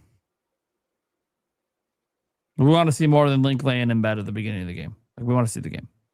And I think that'll answer a lot of questions. Because the bottom line is, guys, this game, the visuals probably matter the most from Nintendo's library. If they show it and the visuals alone make people go, holy shit, Nintendo won. That's what they were looking for. So we'll see. We just got to see the game. The question is just, when are we going to see it next? And technically, there's a Nash Weedle rumor that he heard he won't see it until September, which would suck for us. Well, what happened last year? Unless there's a direct the day before PAX, which could happen. Crazy things happen. That would be wild. A direct right before PAX. But yeah. Here's the thing. My biggest reason I think that they'll say or show something for Ocarina of Time in August, and it doesn't have to be a direct. It could just be a Nintendo Today, 1 minute trailer drop, some sort of teaser, is because Nintendo announced super fucking early they were going to Gamescom. They were the first company in the world to announce they're going to Gamescom. That's how early they announced. And Nintendo doesn't go to Gamescom every year. So they committed right away, which meant they have something to market. And I can't believe that they would commit to it just for Fire Emblem. Because at that point, it's that and Ocarina of Time for them. They don't have anything else. That's it. That's their lineup. Yes, Dustblood's obviously, guys, but it's from software. That's their lineup. So I can't imagine they committed to go to Gamescom just for Fire Emblem. Like, it wouldn't make any. Why would you promote Fire Emblem and not promote your other holiday game? Doesn't make any sense. And Fire Emblem's not even a holiday game. So that makes me think Gamescom is right at the end of August. So it's the week before us doing PAX. So we need an August direct. Yeah, or like just even an August mention for Ocarina, because Fire Emblem, I think they're still marketing Fire Emblem. They just did it yesterday. I put out a tweet with new information. So I think Fire Emblem is pretty much a lock to probably be at this event. But Ocarina of Time is the one that we know is coming, but we don't have a release date for. And like, because they haven't shown any of it, it's like, okay, would they really demo the game publicly? And now this is something we have to consider too. This is why Stash potentially getting invited matters. And guys, we won't be able to say anything until NDAs let us anyways, if it ends up being true, but it is possible Ocarina of Time is at PAX, but it's only private, and we just won't get to talk about it until a certain date. And we'll have to read the NDA carefully if we're allowed to even say the date, if we're allowed to even mention we played it. All those details are in the NDAs. Sometimes you're allowed to mention you played it, you just can't talk about it yet. Sometimes you're allowed to even announce the embargo date. Every embargo is different. Stash definitely knows that. He's seen a lot of every embargo. So it all just depends on if that's what and sometimes it might just be, hey, just wait till next week. Cool. Whatever, it's whatever Nintendo says with that. If it is a private demo, or if it's a private demo that gives us more than the public demo. That was one thing last year. We can talk about this now. Kirby Air Riders had a bigger demo privately than publicly. Gamebird got to play that. So yeah, I think that I think there's some real opportunity here. So yeah, I don't think we have to have a direct in August, even a Zelda dedicated one for Zelda to be at these events, because again, it could be in the private parts and not the public. But I kind of feel like I would like them to say something publicly in August, because I think a big driver for Zelda is word of mouth from fans. And we saw that with Breath of the Wild. So I think letting fans go hands-on at the only 2 hands-on events between now and the end of the year it's just good marketing for them. And in the industry the way it is right now, I mean, Nintendo's seemingly the only platform holder talking about actual games at the moment. So PlayStation, you did try. I'll give you effort. You did make a tweet finally. Congrats. Didn't go well for you, but no, I'm gonna laugh at this situation until Sony finally just stops being stupid. Okay, guys, let's get to the super chats and the Q&A stuff here. We got Jimzo. It says, is anyone else excited for the new Grand Blue game? Yes, sir. I love Grand Blue Fantasy Relink. Underrated. I liked it better than Monster Hunter Wilds. Damn. Put that out there. It's a good game. I played in the beta when it was coming out for PS5. I mean, obviously before it came out. Yep. And I did really like it. I really did. So it's interesting, because when it was announced for Switch 2, I'm like, that could be fun, because you're able to play it handheld, right? And it's such a fun game, I think, to be able to play handheld. There's just certain games where that a lot of hours could be spent. and to be able to like play it handheld anywhere, it's like, oh, this is nice, right? So it's intriguing for sure. I hope it does well.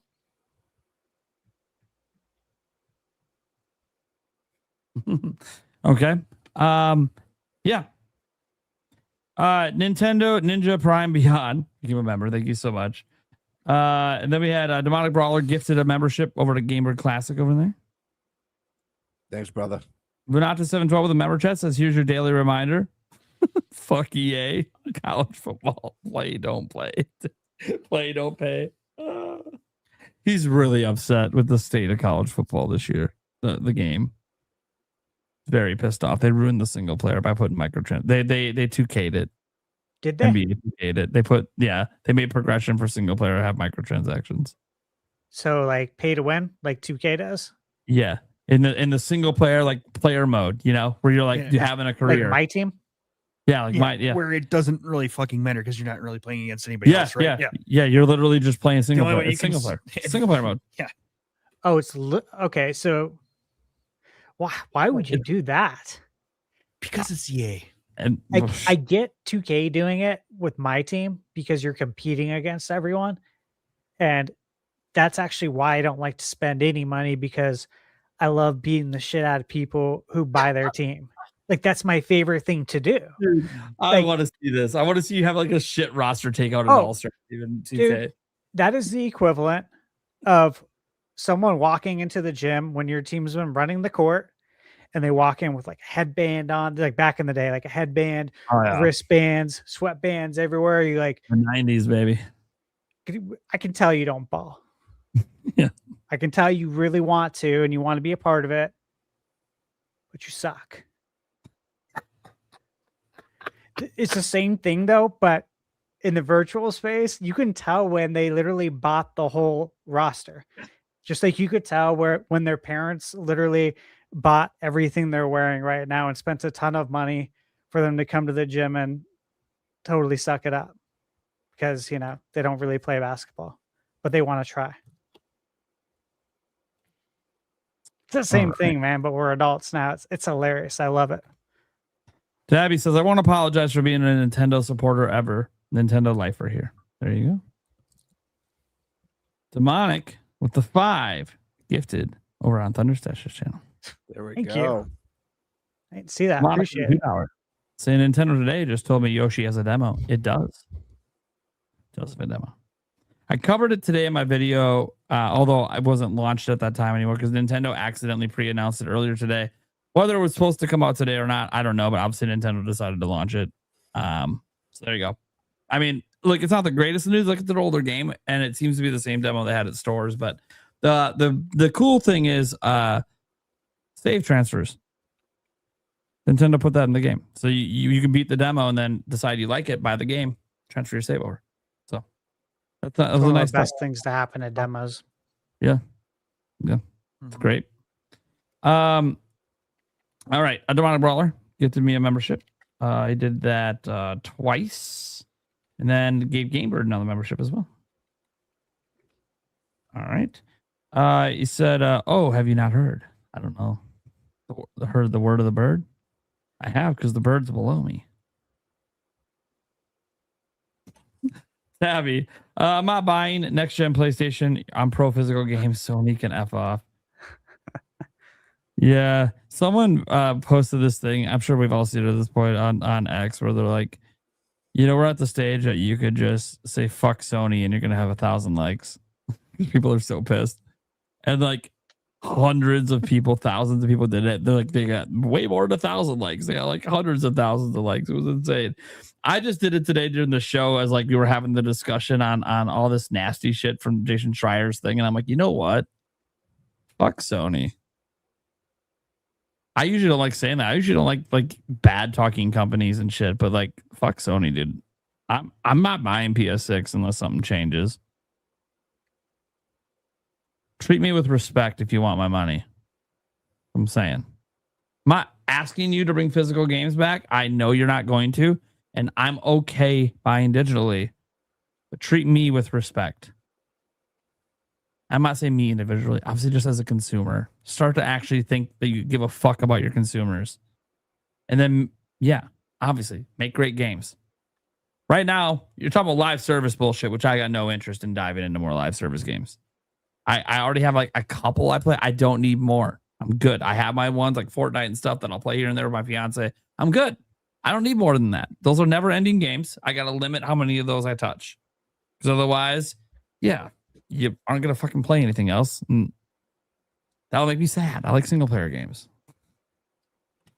AJ Rack says, hey, Birdman, so close to the 1 year mark. That's right. 3 months. Yeah, away. dude. You'll Getting be there. immortalized. Roger Enyart says Sony is doomed.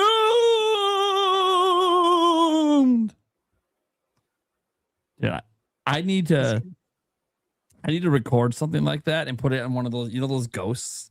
When you walk by the old school ones that all our grandparents or whatever fucking would hang over the goddamn door. They would get so annoying after like the whole week of it being there. Everyone that walks by just does that stupid ghost sound. I want to know who recorded that ghost sound. It's like forever ingrained in my head. Mm-hmm. The Polito Dojo says Sony is like Bugs Bunny saying, you mad? Everyone else is like, yes. Yeah. It's one of those things where Nintendo does nothing and they win. But then you start to look at the things they were getting criticized for. And now in hindsight, that looks like nothing. To be fair, those were still, decisions worth criticizing. Demonic Brawler. How many people are complaining about game key cards now? I mean, it's still out there. A lot of the people complaining are, console warriors. A huge part of it. Especially now with like the Sony thing, like it's like their number one thing they're clinging to is, and I don't really get it because Sony has game key discs. I don't really know what we're doing. Like this isn't, game key cards aren't new to the industry. Don't like them. There's an argument to be made they might be helping keep physical around a little longer, especially with third parties that want to leave physical.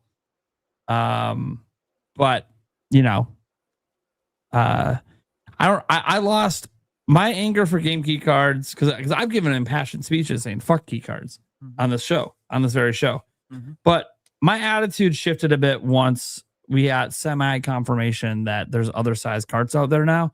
Because my issue I have with the key card situation was that there was only the 64 gig cards. So indie studios that believe in physical felt forced to use key cards because it was just way too costly to expect them to use a 64 gigabyte card for a fucking 1 gig game. So I felt, that Nintendo, while maybe there were some good intentions, maybe not. I know there's some bias that thinks it's good intentions. I do think that Nintendo fixing that, and now we're seeing a lot more indie games getting announced physically. Now it's like, okay, so the game key cards are truly just there either for companies that literally just refuse to buy a physical cartridge because they have size options, or and that, again, that's that company's choice. So you want to be mad about it, be mad at them because they had options. Or it's a AAA company that, one, doesn't want to do physical anymore, or two, the game's just way too large for it to be on there anyways. And in that case, I think a lot of the anger goes away. And I think key cards, in some cases, there are some third parties that have been. This is the part that I'm confused about. I want someone to, we talked about Microsoft earlier. Someone needs to talk to Asha and ask her this directly. Why are two of your guys' games that are not physical anywhere else physical on Nintendo?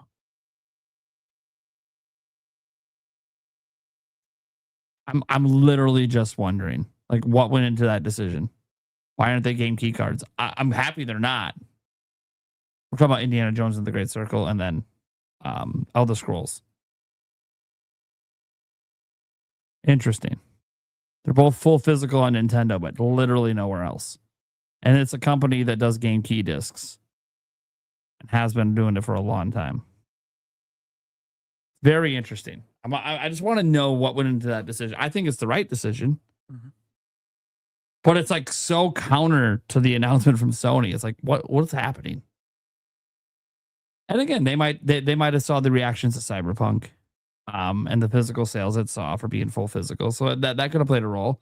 Maybe they think Nintendo fans just buy a lot of physical, which statistically it's about 50-50. So yeah, we're pretty split on our physical and digital buying habits when games are available in both formats. At least we were on Switch. We'll see on Switch too. Obviously, digital's cheaper. Got a feeling it's going to shift over the course of the generation, but I don't see physical sales dropping below 40% for Nintendo's games. I just don't see that happening. But we'll see. All right, Reaper. All this talk about Sony not caring about consumers. As soon as Sony announces their games will be 60 instead of 80, nobody will care anymore. No, because they'll be like, well, can I buy it physically for 60? No? Okay. Well, am I buying it? I think, Reaper, I'll say this. I do think the backlash is technically a minority of their grand total consumer base. It's just a majority of the online consumer base that's talking about this shit all the time, because the majority of those people are our age and grew up with physical. So we talk a lot. And I would say that people aren't going to forget. Physical buyers aren't going to forget just because you're charging 60 instead of 80. Stash can speak to this as clearly a massive physical buyer over there that he's not against digital. He owns digital stuff. There's a massive physical buyer over there, dude. If you really love a game and want a physical copy, $80 ain't stopping you. If you love it, dude, a lot of these collectors buy them twice. Sometimes they want the convenience of digital, but they want the ownership and the, collector value of physical. Like, this isn't, to me, I don't think 60 is gonna make people like it. By the way, Sony's not gonna do this anyways. It's all hypothetical. They're not gonna suddenly go backwards in pricing. But in the hypothetical where they did, people still wouldn't forget. Want to know how? Because some of those physical people are now buying Nintendo, and I literally watched some of those posts have the physical version of Mario Kart World. They intentionally paid $80 just because it's physical. That's how pissed they are at Sony. They bought an $80 physical game from Nintendo. Yeah, the price is not as much of a concern to physical buyers. Just throwing that out there. They'd rather physical exist. They're not going to let it go just because, oh, we're going to charge 60. They won't let it go. Yeah, they just won't. It was whoever made this decision first publicly, even though we're well aware Xbox was really the first one to do it, was going to get all the backlash. And we always knew it wouldn't be Nintendo. if and when Nintendo gets there, everyone knew they would be last. And here we are. We just didn't know it was going to be this soon. Demonic, all the digital future can be avoided, but Sony's digital storefront sucks. If it was more like Steam, then it might not be so bad, but it still sucks. I think it's better than the eShop.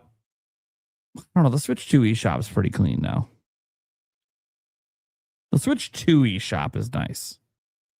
The overall eShop, combining Switch and Switch 2 together, not quite as nice. Yeah. I haven't really, even on Xbox, like Xbox has some weird navigational things with their UI, which I know how to do it all. Like it. It's fucking weird. Yeah. Yeah, I know how to do it all. I figured it all out at this point, but it's like, dude, what? Why? Who used this and thought this was intuitive? You've had some good UIs before. Also, trying to find Game Pass games. It's really weird. Like sometimes they won't show up. You'll search it correctly, won't show up, and you got to go like somewhere else. And sometimes it's there, and sometimes it's not. It's like, what are we doing here? Yeah. Why am I having to hunt for this? It's It's like the weird. hunt for Red October, dude. Like, come on, man. Dude. Yeah. And look, we use Game Pass a lot in this house. My fiance, especially, she loves having access to all these games without me having to plop down all the money and have this huge wall of collection because she's not into having the collecting part of it. But it's like, she's like, is this one on Game Pass or not? I'm like, I'm pretty sure that's a Game Pass game. Wait, why the fuck doesn't that say Game Pass? It's like fucking last year's Call of Duty. What? Did my membership expire or some shit? What the fuck is going on? Like, dude, it's weird. So Microsoft's got a lot of quirks and the navigation's just not great. Nintendo obviously has their issues. The eShop is better, so it's like it feels weird to complain because it's so much better than it was on Switch 1 for all this time until they updated it last year. But it's still not great. And then obviously Sony's navigating their stores a little. You can, if you know what you're looking for, like if you just type in the search, you know what you're looking for. Yeah, it works fine. Like, that's the way it should work. And Nintendo's works that way too. Microsoft's the one that's a little weird. Where sometimes the search just like it's not working. I don't fucking get it. But besides that, like direct searching, yeah, it's a little cumbersome. And it felt weird for me as a Nintendo content creator to complain about Microsoft and Sony feeling cumbersome. Because look, our eShop was pretty fucking terrible on Switch. Dude, yeah. Like it was so like, bad. we can't be complaining about others when ours is literally the worst. And now I don't know. I feel like it's kind of on par, a little better in some respects, a little worse in some respects. And that's good. That's good for Nintendo. But also, why haven't these other ones that have been doing this for much longer made this better yet? Especially when like Steam has clearly gone out there and showed like, hey, there's actually like a really super clean and obvious way to do this. And the only thing that would make the eShop better,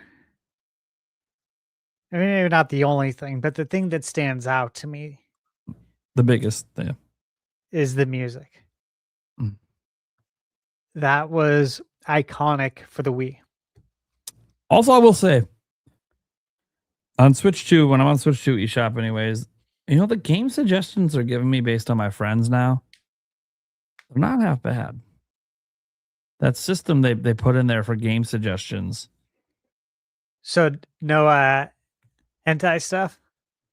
No, I'm not seeing hentai That's stuff. good. I start seeing that. I'm Hey, like, you're dude, friends with the right people then. who's on my fucking friends list? But no, I actually now that like, you know, at launch I was like, okay, who really knows how it's based in this, because like I just got the Switch 2 and like nobody owns any fucking games.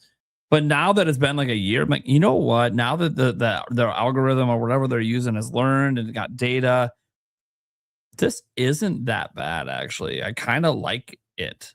It's a very Netflix like solution, and I'm really glad they did it. It's not perfect, but I'd like to see more stuff like that in the eShop. More game discovery options. I haven't looked at that at all. Well, I didn't think you would, Stash. You know what you're going to buy all the time. You're not always hunting for new stuff because you're hunting for new stuff in the news cycle, not on the eShop. No, true. But I don't know why I didn't even think though to look at it. Yeah. So I only brought it up because I'm like, oh, maybe I kind of want to see what suggestions would come up. Yeah, because plus you own so much. It's like, what are you going to tell me that I'm missing out on? I mean, maybe you're right. I don't know. Could be missing out on something. Be cool if I found like a hidden gem. Really neat system, and it actually is pretty good. So I just want to give Nintendo their credit because they kind of caught up to everyone. They still can make things better. Yeah, everyone needs to get better.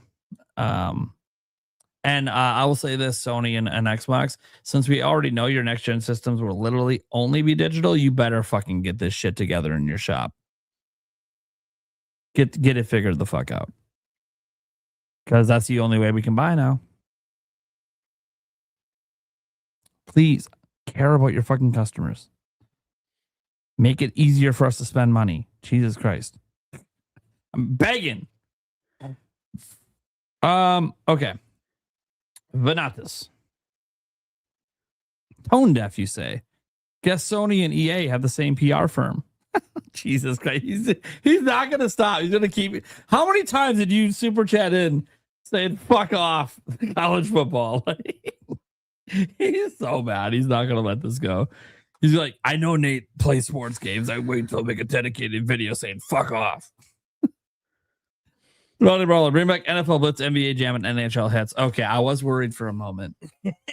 Demonic. We had featured like 7 of yours, and I'm like, uh-oh. Is this where it ends? Oh, okay. We got to keep it going until they come back. And even if they come back, just keep it going so they stay back. That'd be cool if EA went to PAX. Yeah. It's always nice to dream. I don't know if EA ever goes to PAX West, but if it would be nice. Yeah, I don't know if they want to, be out there in the wild. I just realized, where non-industry people can go. Yeah, and I just realized, guys, technically next year there is a chance that Helix and PS6 are at PAX West before they come out. We might actually throw hands on with them potentially, either if not with public demos behind the close scene. Like, that'd be That'd be kind of neat, especially since like I think they're going to be the most divisive system launches in a while. So like those consumers might actually legitimately have like a lot of questions. Like it legitimately could actually benefit from us being hands on and learn some stuff that people, because a lot of people are going to focus on like the games and like how things perform. And that's fine. Yeah, talk about that. But there's other things that we just talked about, like the navigation and the UI. Like if we get to fuck with that shit, yeah, we should. And actually see, like, are you guys making shit better? I think there's going to be a ton of questions because of that price tag. Oh, yeah. Said, like, there has to be, because people are going to care. You need to know everything if it's going to be worth it or not. Yeah, when you're spending a lot of money, suddenly you start to care about a lot of the details. Like, hey, maybe I do want to know how many USB ports are on this fucking thing before I buy it. Mm-hmm. I didn't care when it was 500, but you want 1,200? Well, shit. I want to know exactly what I'm getting for my money. I don't know any fucking ports are on my PS5. I haven't fucking looked at it forever. I don't know any fucking ports on the Switch. What, 2, 3? Fuck, I don't fucking know. But I don't care at the price point I paid for those. I know how many are on my laptop. I'm just saying, Yeah. Okay. Tabby Cat just wanted to again remind everyone. Tunnel Fan for Life, F Sony. He's gonna say probably on all our channels. Nintendo Ninja Prime Beyond says Nintendo bring back Wave Race. Yes. Yeah. You see the water graphics in Star Fox, and you just go, God, what could Nintendo do with Wave Race right now? Yeah. Even if it's just like a remake of Blue Storm, let's go. Come on. Yeah, and again, I'm waiting for Blue Storm to, GameCube NSO. Mhm. That should be out in Mario Sunshine this summer. Take advantage. Yes. I would gladly take a Blue Storm remake at the caliber of Star Fox. Yeah, that's what I'm saying. As soon as I saw Star Fox, I'm like, dude, come on now. Let's do even get Velen to do it, man. Look what they did with Star Fox. Let's go. Come on. Here's the thing, though, for me. I think Wave Race 64 controls significantly better. I agree. And the soundtrack there's no comparison. Like, there's nothing memorable in Blue Storm. Nothing. No. Charm. I don't remember a single track from Blue Storm. Maybe like the title theme, maybe. I kind of vaguely remember that one. But. The most memorable thing is the transition screens. Yeah. With the water droplets, dude. It looks so fucking cool. It looks so good still. Now today you look at it, guys, like corny as shit. That's what you're excited about. You got to understand the era, man. It's fucking wild to see that back then. That too, and then like when you're actually playing the game and water will hit like your TV screen back then. Yeah. It was just like it's like the first time you see a movie where they let the water splash the lens of the fucking camera, and it's like such a surreal moment that like just sucks you in. Like, holy shit! The first time you see it, it's awesome. And that's what it was like with this bad. Like none of us had seen anything like this before in video games. Like, holy shit, blew our minds. I mean, I hate to go back to Metroid, but I when you talk about stuff like that, I can't help but think about my first time playing Prime on the GameCube. And even in that first like tutorial mission where you lose your powers, walking by the steam pipe and your whole visor like fogging over with the condensation and stuff was just so unreal at the time. But hell yeah, man. The Modern Brawl says, but will Xbox Project Helix have a built-in mouse? I'm guessing no. Even though it makes sense because they're a living room PC. No. It'll support a mouse. But no. Yeah. But it'll support keyboard too, so does Switch too, by the way. Yeah, it's gonna be a computer. Yep. Tulsa says, reminder, the PlayStation Store still has dynamic pricing. Yeah, I know. People haven't really been talking about that. This all digital thing is also on the backs of them announcing dynamic pricing. And it's like, dude, are you guys not seeing what Sony's doing? Like consistently stacking this news. But because they spread it out, so people forgot that they're actively doing this right now. Literally in the shop right now, they are doing dynamic pricing. So it's wild, man. It's wild. And I feel like they're going to get away with all of it.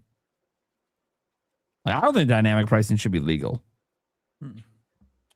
Like being able to change the price of a game from one house to the next just based on their purchasing habits. I feel so exploitative. Something inside or something, but not gaming though. I'll probably talking about the CEO when they sold off all their stock. Yeah, a lot of people calling it insider trading, but again, technically not. But I think I thought about that. I thought it was just more of a long play where they don't necessarily know that what they're doing is going to work. So cash now. Yeah. And look, you're still there, and you're still CEO, and you're still corporate. You're still going to get more stock every year. So, yeah, this happens all the time. You know, there's hedging their bet. Like, hey, if this isn't going to work, cool. I still got my millions.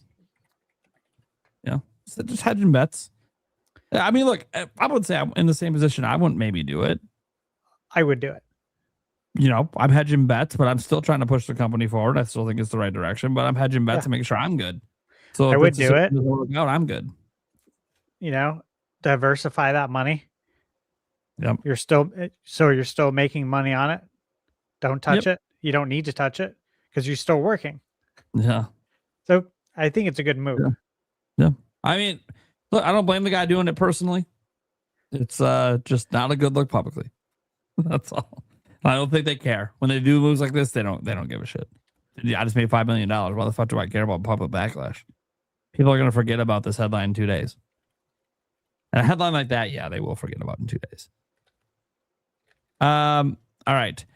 Getting more wave race. Want wave race back. Lots of wave race love.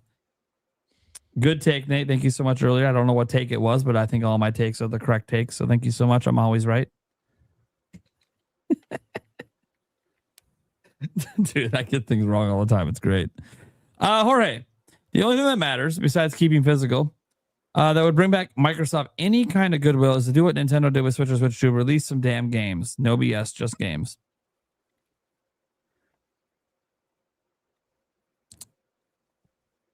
That's always kind of been Nintendo's way through. All the drop the price, all the, game keycard backlash, and here's Nintendo just promoting games. That's how Sony won so many with the PS4, right? They lost a lot of folks when they said $599 at E3. Mm-hmm. Again, PS3 still sold 80 million, but it was in the back half, right? Up front, people were not buying it. Drops, slamming the game lineup in the back half. Yeah, and with PS4, you brought the goods, man. You brought the games. People were happy. And obviously with PS5, it's been a different story. We all know why. You're putting all your money in live service so you can maximize profits. Everything's profit driven. Yeah. Suits making decisions. And look, guys, I've said this before. All three companies are obviously greedy corporations looking to maximize money. But I will note that, one thing I've noticed in covering this stuff for so long is, and it's just really coming to a head now, is there's a difference between being greedy and wanting to make money and then wanting all of the money right now. And that's how Microsoft, Sony, EA, Ubisoft, all these companies have behaved for so long is now. Maximize money now. I want all the money now. And Nintendo, do you guys know how much money they would make on Splatoon if they microtransactioned all that cosmetic shit? Do you know how much money they're leaving on the table doing that? But they feel like if they do that, they're hurting the longevity and the value of that IP.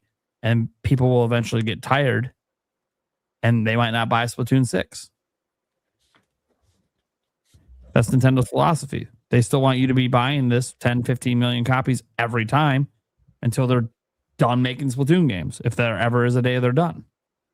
And it's just a longevity plan. It keeps the company healthy over the long haul, but you're not going to see the explosive growth that you see with other companies that do it the way where they're chasing maximum profits all the time. And that's what Sony's doing right now. And we're seeing it in real time, how scummy that feels to consumers for a company to chase profits at all costs. And Nintendo, on the other hand, doing things like, hey, we only raised it $50 on Switch 2, and that's not even covering the cost difference since launch. We probably should be raising it more, but we just don't think our product can be viable in the marketplace if we do that. And we're trying to be considerate of trying to be affordable to people. Way different messaging than Sony's 3 or 4 price hikes they've done in the last year. It's just, you got to release games, but at this point for me, it's even more than that. You gotta give a shit. Sony doesn't feel like they're fighting. It feels like they're just, hey, we see a problem with our margins. That problem's fixed with digital. That problem's done. Next problem, we have a pricing problem with PS6. Well, I don't know how much we can do about that. So let's just try to have a really great lineup or something. I don't know what their plan is. Obviously, to convince people. I don't know how. You see $1,000 system. I don't know what game you could show that make people go, yeah, I'm ready to pre-order that. I don't know. We've never seen it. It's never happened.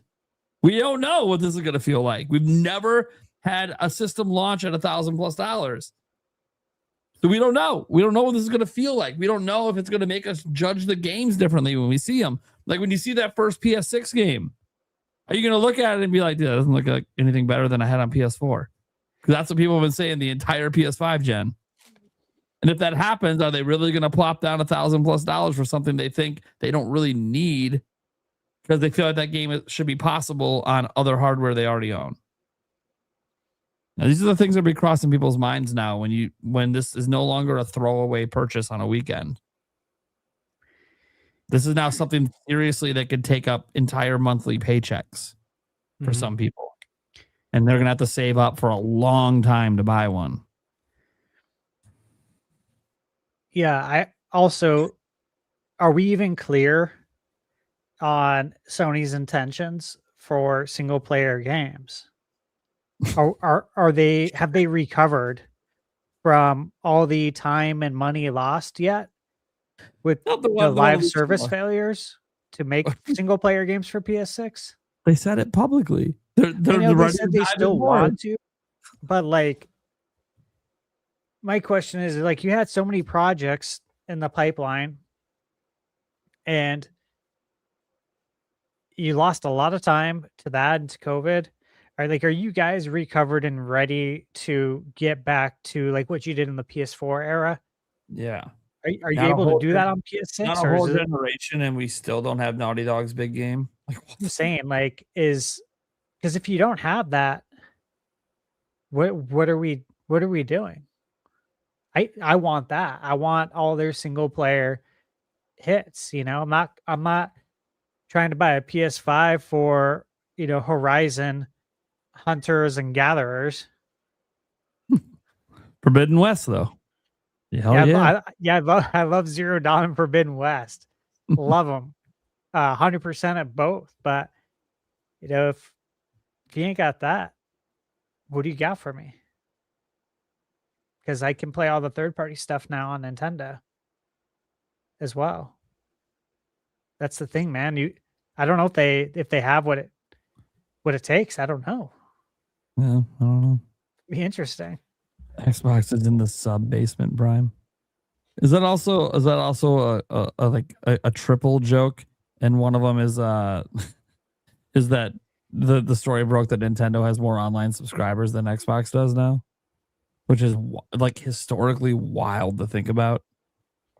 Like absolutely wild. Xbox started this shit, and Nintendo. By the way, Nintendo proved that Phil Spencer was a liar too. So, and I think Phil Spencer believed what he said, but like Nintendo just factually proved that's bullshit. And that was that, we lost the most important gen for digital because of blah, blah, blah. Fuck that, dude. Nintendo didn't do jack shit till 2017. Launched a whole new account system and a whole new eShop. No backwards compatibility. Second best selling console of all time. Make a compelling fucking product. People will show up. It ain't that you lost the wrong generation. That's just a fucking excuse. Oh, man. And you know what makes it a compelling product? Oftentimes it's the games. And Microsoft has struggled to get consistent game releases out.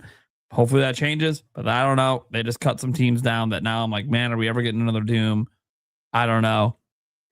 We'll see. Maybe this is being followed up with restructuring. Maybe they're going to merge some studios together. I have no fucking idea what their long haul plan is, besides what they've said publicly. So, Din Jara says Sony and Microsoft are both steaming piles of Yoshi poop. Nintendo is taking dumps on them right now. Yeah, one thing I haven't checked out are all the actual fanboy Nintendo accounts. Like, they must be fucking having a field day right now. Like NintenGod and others, they must be. They just must be fucking going off. They live for this shit. Yeah, he hasn't been appearing on my feed actually. I'll have to check in on him. I muted him because I'm like, dude, you are. I mean, thanks for reminding me I'm not a shill and what a shill really is. Because holy shit, I get too much amusement out of it's hilarious. Like there's misinformation, like just as much misinformation with him as with everybody else. Like anytime he talks about any other platform, it's like, okay, you don't know what the fuck you're talking about. Just stop. Dude, I'm not like, I'm being real with you guys. I get enjoyment out of seeing Rizky lure people in.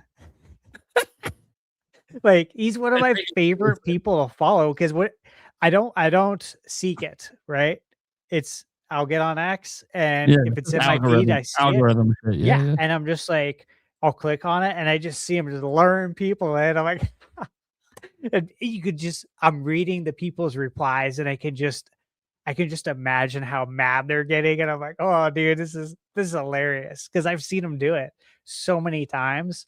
And he's good at it. Like he's good at it. You gotta give him credit.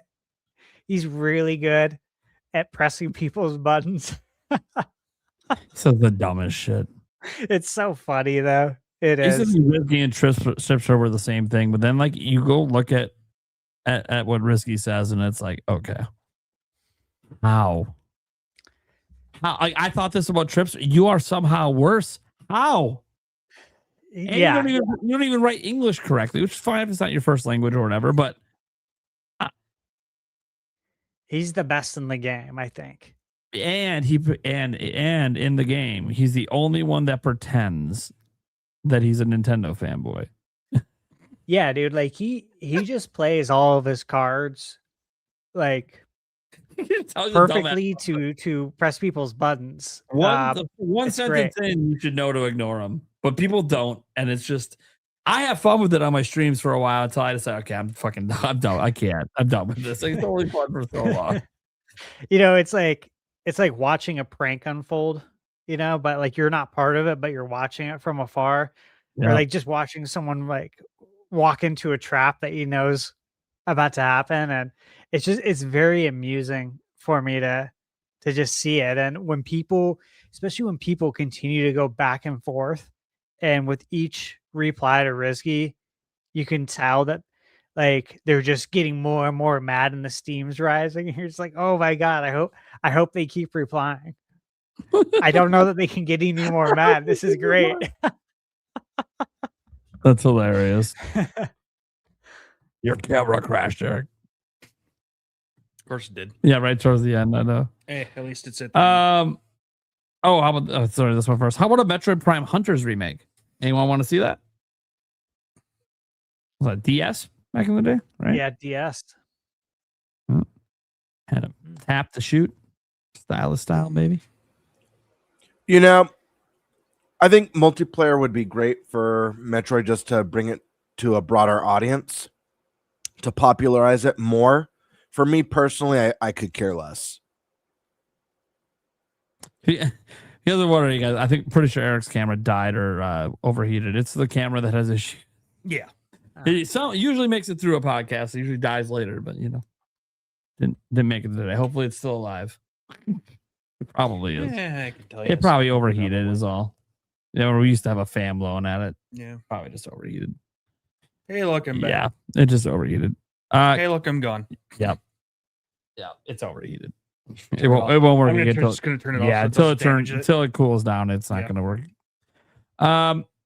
Warren Bowman says, could Nintendo honestly be safe and stay around for many more years to come, even with this RAM and AI crisis compared to PlayStation and Xbox? I shouldn't worry. I'll just tell you this. Nintendo is a zero debt company. So for those that don't know what that means, they don't take on loans. They don't take on debt to make acquisitions or do any of that stuff. They just only spend money they have. So they have a lot banked up. It's something like 10 to 14 billion or whatever in a bank. And they just keep letting that pot build up. And that isolates them from a lot of the industry stuff. So when they have a generation, like when Wii U tanks, Nintendo was fine because they don't owe anyone any money. Like people see, oh my God, they just had a year where they reported in the red. You're right. That was the first year they've ever reported in the red as a video game company. You know what? That is a panic mode for most companies to have a $1 billion companies that are used to making hundreds of millions of dollars to billions every year in profits. Suddenly you're in the red. That is a massive, like, holy shit, that company's in trouble. But that wasn't true for Nintendo because they didn't owe anyone any money. They weren't going to default on anything. The money that money they lost is just their own money. It's money they already spent. They just didn't make it back. They were never in danger. They have so much in the bank. Someone's pointed out, like, they could have Wii U failure after Wii U failure for 50 years before they'd be in trouble because they don't owe anyone any money. So no, in terms of Nintendo being safe, they are completely safe to survive all of this. They're also the best positioned to survive all of it and actually maybe even sell well during this generation. But there's a lot of unknowns. Obviously, guys, if things get worse, the price is going to go up. You know, he left the door open for that. And if it gets way worse, we've already seen RAM prices go up 500%. If it goes up 1,000%, 1,500%, and all of a sudden Switch 2 has to be sold at like $700, yeah, okay, they're fucked. I think that prices you out of the handheld market for the traditional handheld market. I know all the fucking gaming PCs are a fortune at the moment.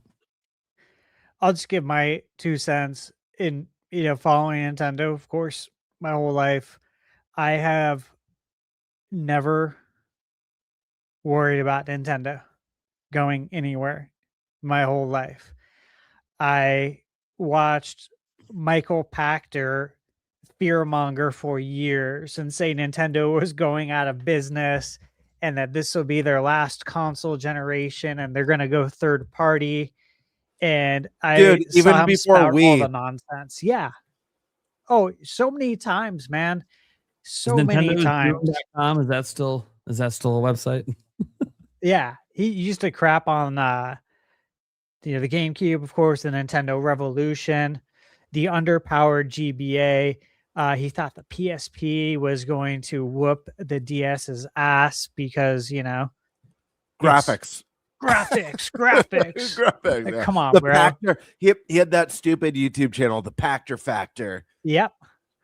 And I only knew about him because, like, before trailers. YouTube was I big, knew about them. well, I knew from Planet GameCube because Okay. they'd run Billy Berghammer. He would run the articles all the time on Pactor, and he was just always dooming. This is Nintendo. NintendoDoomed.com, guys. It's been around for decades. And it's always just been a black screen saying yes. Why? Because people like Michael Pachter and others have been saying Nintendo is doomed for decades. Yeah, I saw him make fun of the GameCube because it has a handle and this and that. And it's like, bro, nobody cares. Does it have good games? Dude, That's what gamers care about. You know what's wild? What? We hearing all the, like, you just brought back so many memories mentioning Michael Pachter, because I remember all of these headlines all the time. Yeah, always from the different outlets. Dude, he was a big part of E3 coverage too back then. But even beyond that, I remember, obviously people didn't know that this was a moment that Nintendo was revolutionizing again the way the way we do things in the game industry. And I don't want to misrepresent the company because I'm not sure which outlet put out this headline, but is when Nintendo announced for the first time that they would not be doing a live E3 and instead be doing what they call a Nintendo Direct digital presentation. And I believe, could be wrong, so don't quote me, I believe it was Polygon, but one of the big gaming outlets basically put, like, this is a really bad sign for Nintendo and shows that there's a really big lack of confidence behind the brand. And go figure, not only was it unbelievably successful, but every single company has copied it. Not just the big three, like Capcom's doing them, Ubisoft's doing them. So everyone knows them. They are the pioneer. Like, companies don't just copy Nintendo's gameplay elements. Like, you look at my channel, right? So many games I've reviewed borrow stuff from Zelda or borrow stuff from Mario or borrow stuff from Metroid, right? We got Metroidvanias. But it's not just that. It's not just like the controllers with the rumble motor and the joystick, the shoulder buttons, the motion controls. Obviously, again, we talked about it. We're all expecting the next generation of PlayStation and Xbox to have handheld counterparts. Nintendo's copied in so many ways, and we should be thankful that they are. because you have a good leader. You have someone that's like leading by example and doing things right. And the more people that take those things away from Nintendo and utilize it themselves, I think the better off the industry would be. Sure. Right? Yeah. Guys, you can do game cartridges in handheld. That'd be great. You're not going to, but I take that from Nintendo, please. Please. They're also really positioned really well because they've made that shift to not being exclusively a video game company, and they just describe themselves now as an entertainment company. They've got their movie division, they've got their toys and their merch that you see. They've got the theme park expansions through Universal Studios, which I mean, it seems pretty clear that those are going to be expanding into new worlds, and because it's doing so good. Yeah. Yeah. Yeah, I always find it funny with when one of the criticisms that get lobbed at Nintendo sometimes is like, hey, all they do is just keep making all these 40-year-old franchises. One, it's not true. They make tons of new IP all the time. You're just not paying attention because you're not fucking on our systems. Two, yeah, they make games people want to play. I know. Fucking foreign concept. Some of these companies. You make shit people want to play. They show up and they buy it. Oh, it's a 40-year-old franchise. Yeah. They've kept a 40-year-old franchise so fucking fresh that its best-selling fucking game in Zelda didn't happen until 2017 and this shit came out in 1985. What the fuck are we doing? That's the thing, is that you try to diss them and you don't even realize that you're actually complimenting them. That's how ignorant you are when you say that. But they don't even realize it. Like, you know how hard it is to keep our IP relevant across that many fucking generations? Yeah. But we've seen a lot of IPs come and go, including from Nintendo. Like, it is very, very difficult to keep IPs running that long. And when they do it, and they're some of the biggest in the world, yeah, they know what they're fucking doing. They're giving people what they want. No, that should be cheered. It'd be different if they weren't making any new IPs, but they still are. Well, I mean, I'm sitting here wishing Drive already out the fucking gate, brand new IP. I mean, I'm sitting here wishing we'd get new versions of old IP. I'm waiting for the next Jack and Daxter, the next Sly Cooper, the next Banjo Kazooie. Yeah. So. Yeah, and dude, Asha, if you want to keep the fan service going, Toys for Bob said they want to make a Banjo. So just come on. You're already under contract with you on that Spyro game. We know. All right. Talk about Banjo because you ain't fucking doing anything with it and they want to make it. By the way, release it on Nintendo and you will make money. Just letting you know. You do have Toys for Bob make a Banjo and put it on Nintendo, you're going to make your money back. I don't know if it's going to sell on Xbox. It will sell on Nintendo. Got to go where the audience is when you make a game like that. Got to go where it is. Platforming audience, they're over on Nintendo. Even Astrobot. I'm telling you guys, if Astrobot was a Nintendo game instead of a Sony game, it would have sold even better, astronomically better. Beyond Good and Evil 2, baby. There are like people talk, like a lot of Sony fans will talk all the time about, oh, games sell best on PlayStation. I'm like, there's certain genres, I'm telling you right now, fucking pop on Nintendo. Platformers is one of them. RPGs is another one that really pops on Nintendo. Oh, yeah. So, yeah, there's just some that's like, it's not so cut and dry that it is best on Sony because there are just some IPs that just do better. That said, let's go ahead and go around, wrap this thing up, get the hell out of here. I'll let you guys know quickly just the guests for next week because Eric's going to be out the next couple of weeks, it looks like. Mm-hmm. But we do have Sandstorm coming back next week. So if you guys missed him, he was here last week. He'll be back. And for the second time ever, Tubular Jonathan coming back on. So happy to have him come back on. So it's going to be a pretty banger episode. Obviously, not sure exactly what our topics will be yet because we don't know what's happening between now and then. We'll wait and see. There's no major game releases or anything in terms of Nintendo to worry about. Our next one to worry about with that will probably be Splatoon Raiders. And that will be our review for that will be on the last episode of the month. That'll be when we do our conversational review on that one. So that one's still a couple weeks away. And that one's gonna be cool because we have some people that wanted to come on, like Alyssa and Nintendo Land, because they both are gonna be playing Splatoon Raiders. So they wanted to be on for that episode. That's gonna be a fun one. Yeah. Yeah. So it's always nice to have people that like I started doing this thing. I didn't tell you guys. I think it's just obvious. I probably should have been doing it the whole time, but this last round of invites, I was like, I should note in the invites like what episodes I know are going to be review episodes for Nintendo games. In case people want to sign up specifically for those ones because they know they're going to be going all out. And because that also makes those episodes better knowing that all of our guests played the game, right? Yeah. So yeah, that's a good call. Yeah, so I'm like, God, I don't know why I didn't do that. But you live and you learn. It's just things you just notice over time. Certain guests not playing. Like, you know what? What if I just told them ahead of time? Then they would know not to sign up for that if they're not going to play the game. Anyways, yeah, that's what we got for you. Let's go around the room. First off, to the sock puppet, who's literally just a sock puppet because that's all that's left on him is a sock. He's naked next to me. You don't know. I'm scared. Holy crap! Sock puppet, Spice Lord, Eric Moore. Yeah. Like Nate said, I'll be out the next 2 weeks. I got a family vacation next week, and then my mom's having surgery the following week. So on that day, nothing serious, just a torn ligament in her foot, but she is not going to be weight bearing for 4 weeks. So I'm going to have to probably help take care of her for a little while. Yeah. So, and then I will probably actually be out 3 of the next 4 total. With the last one being possibly for work. So, all right, at some point in time. So, Eric's camera dying.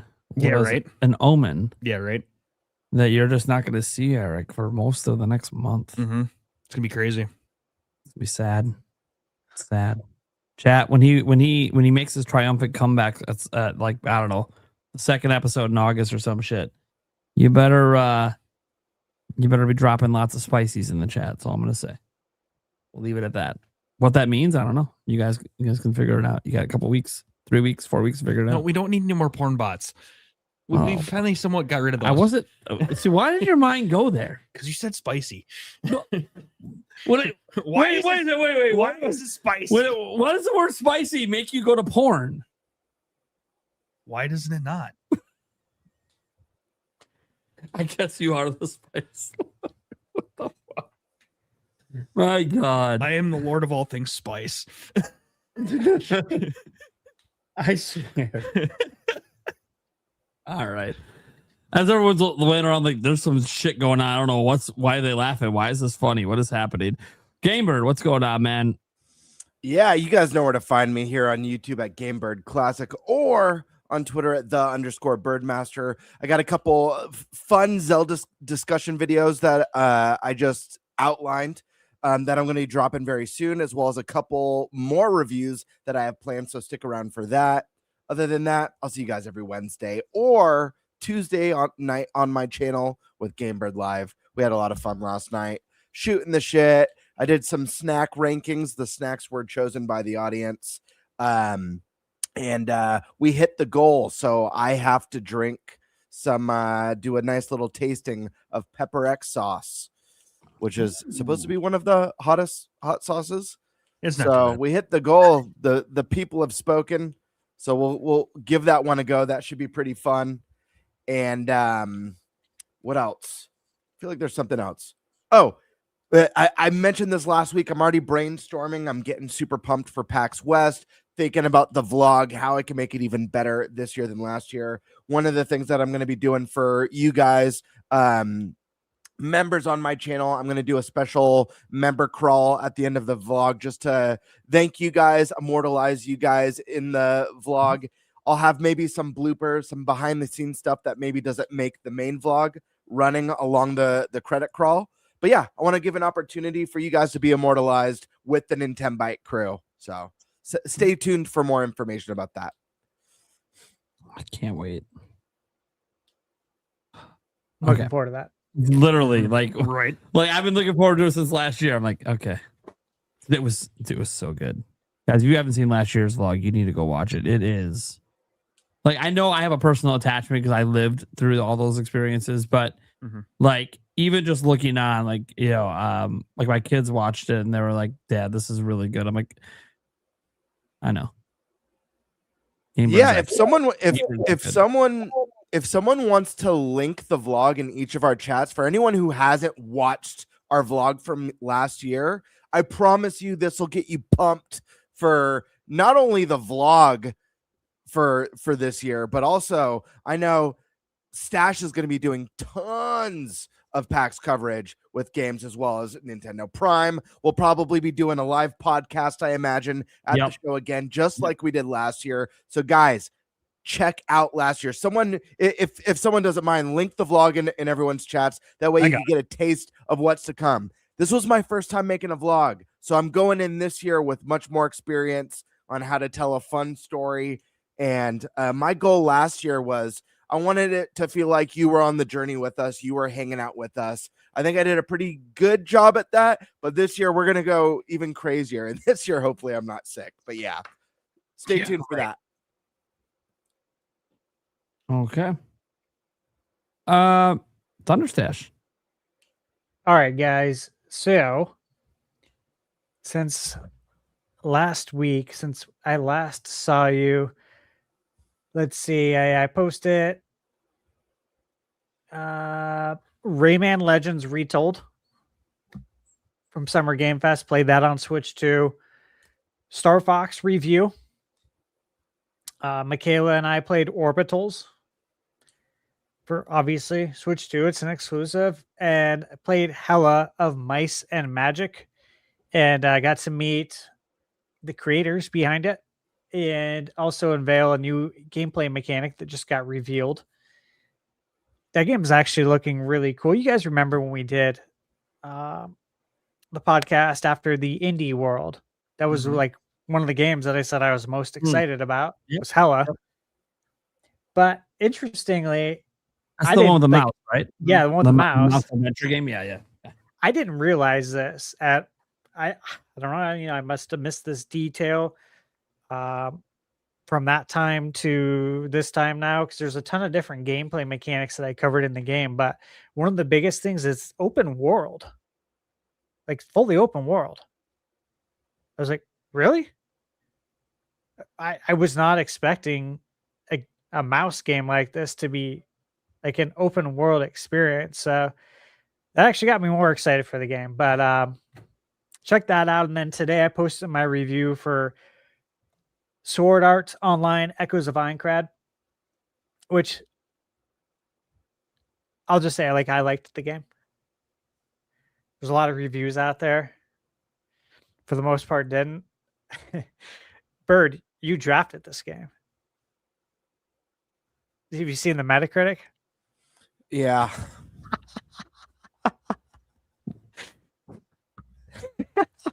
I've played a really good game this year.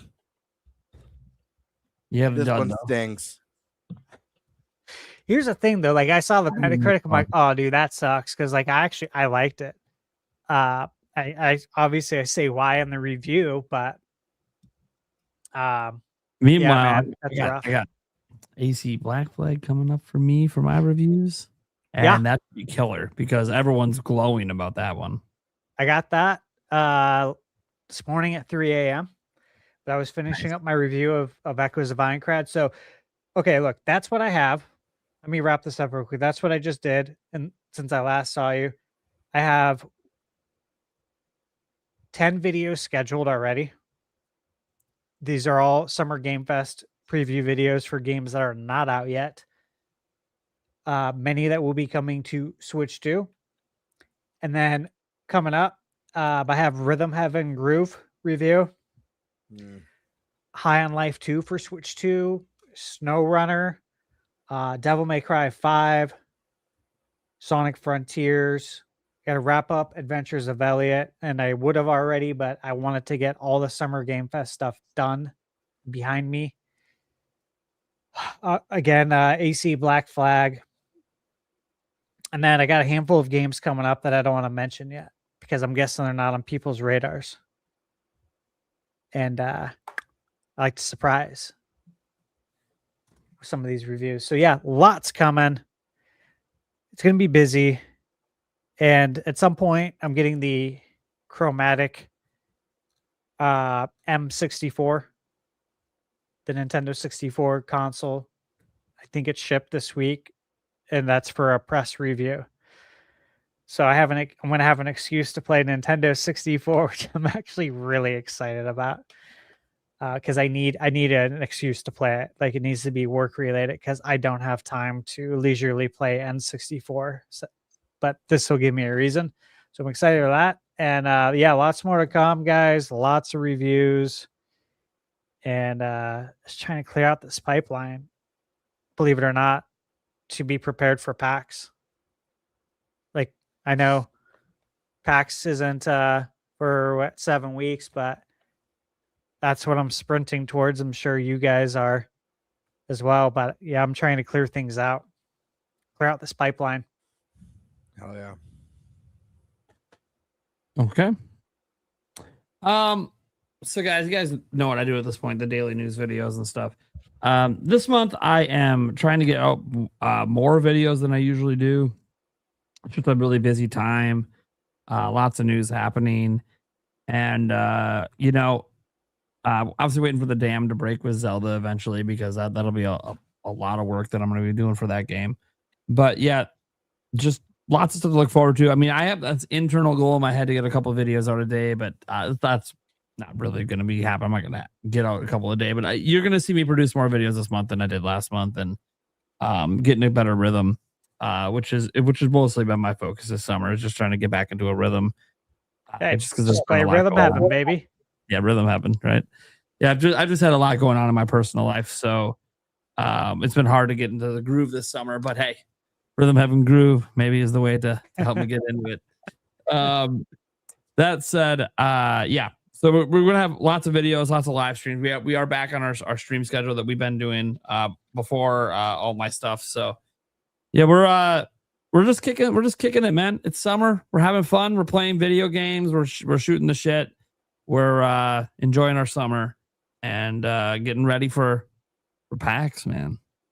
I'm really excited for the trip for a multitude of reasons. Number one, getting to play all the games is great, but obviously the most important thing is seeing all you guys and hanging out and chilling and getting to be, honestly, it just kind of feels like a great old high school hangout.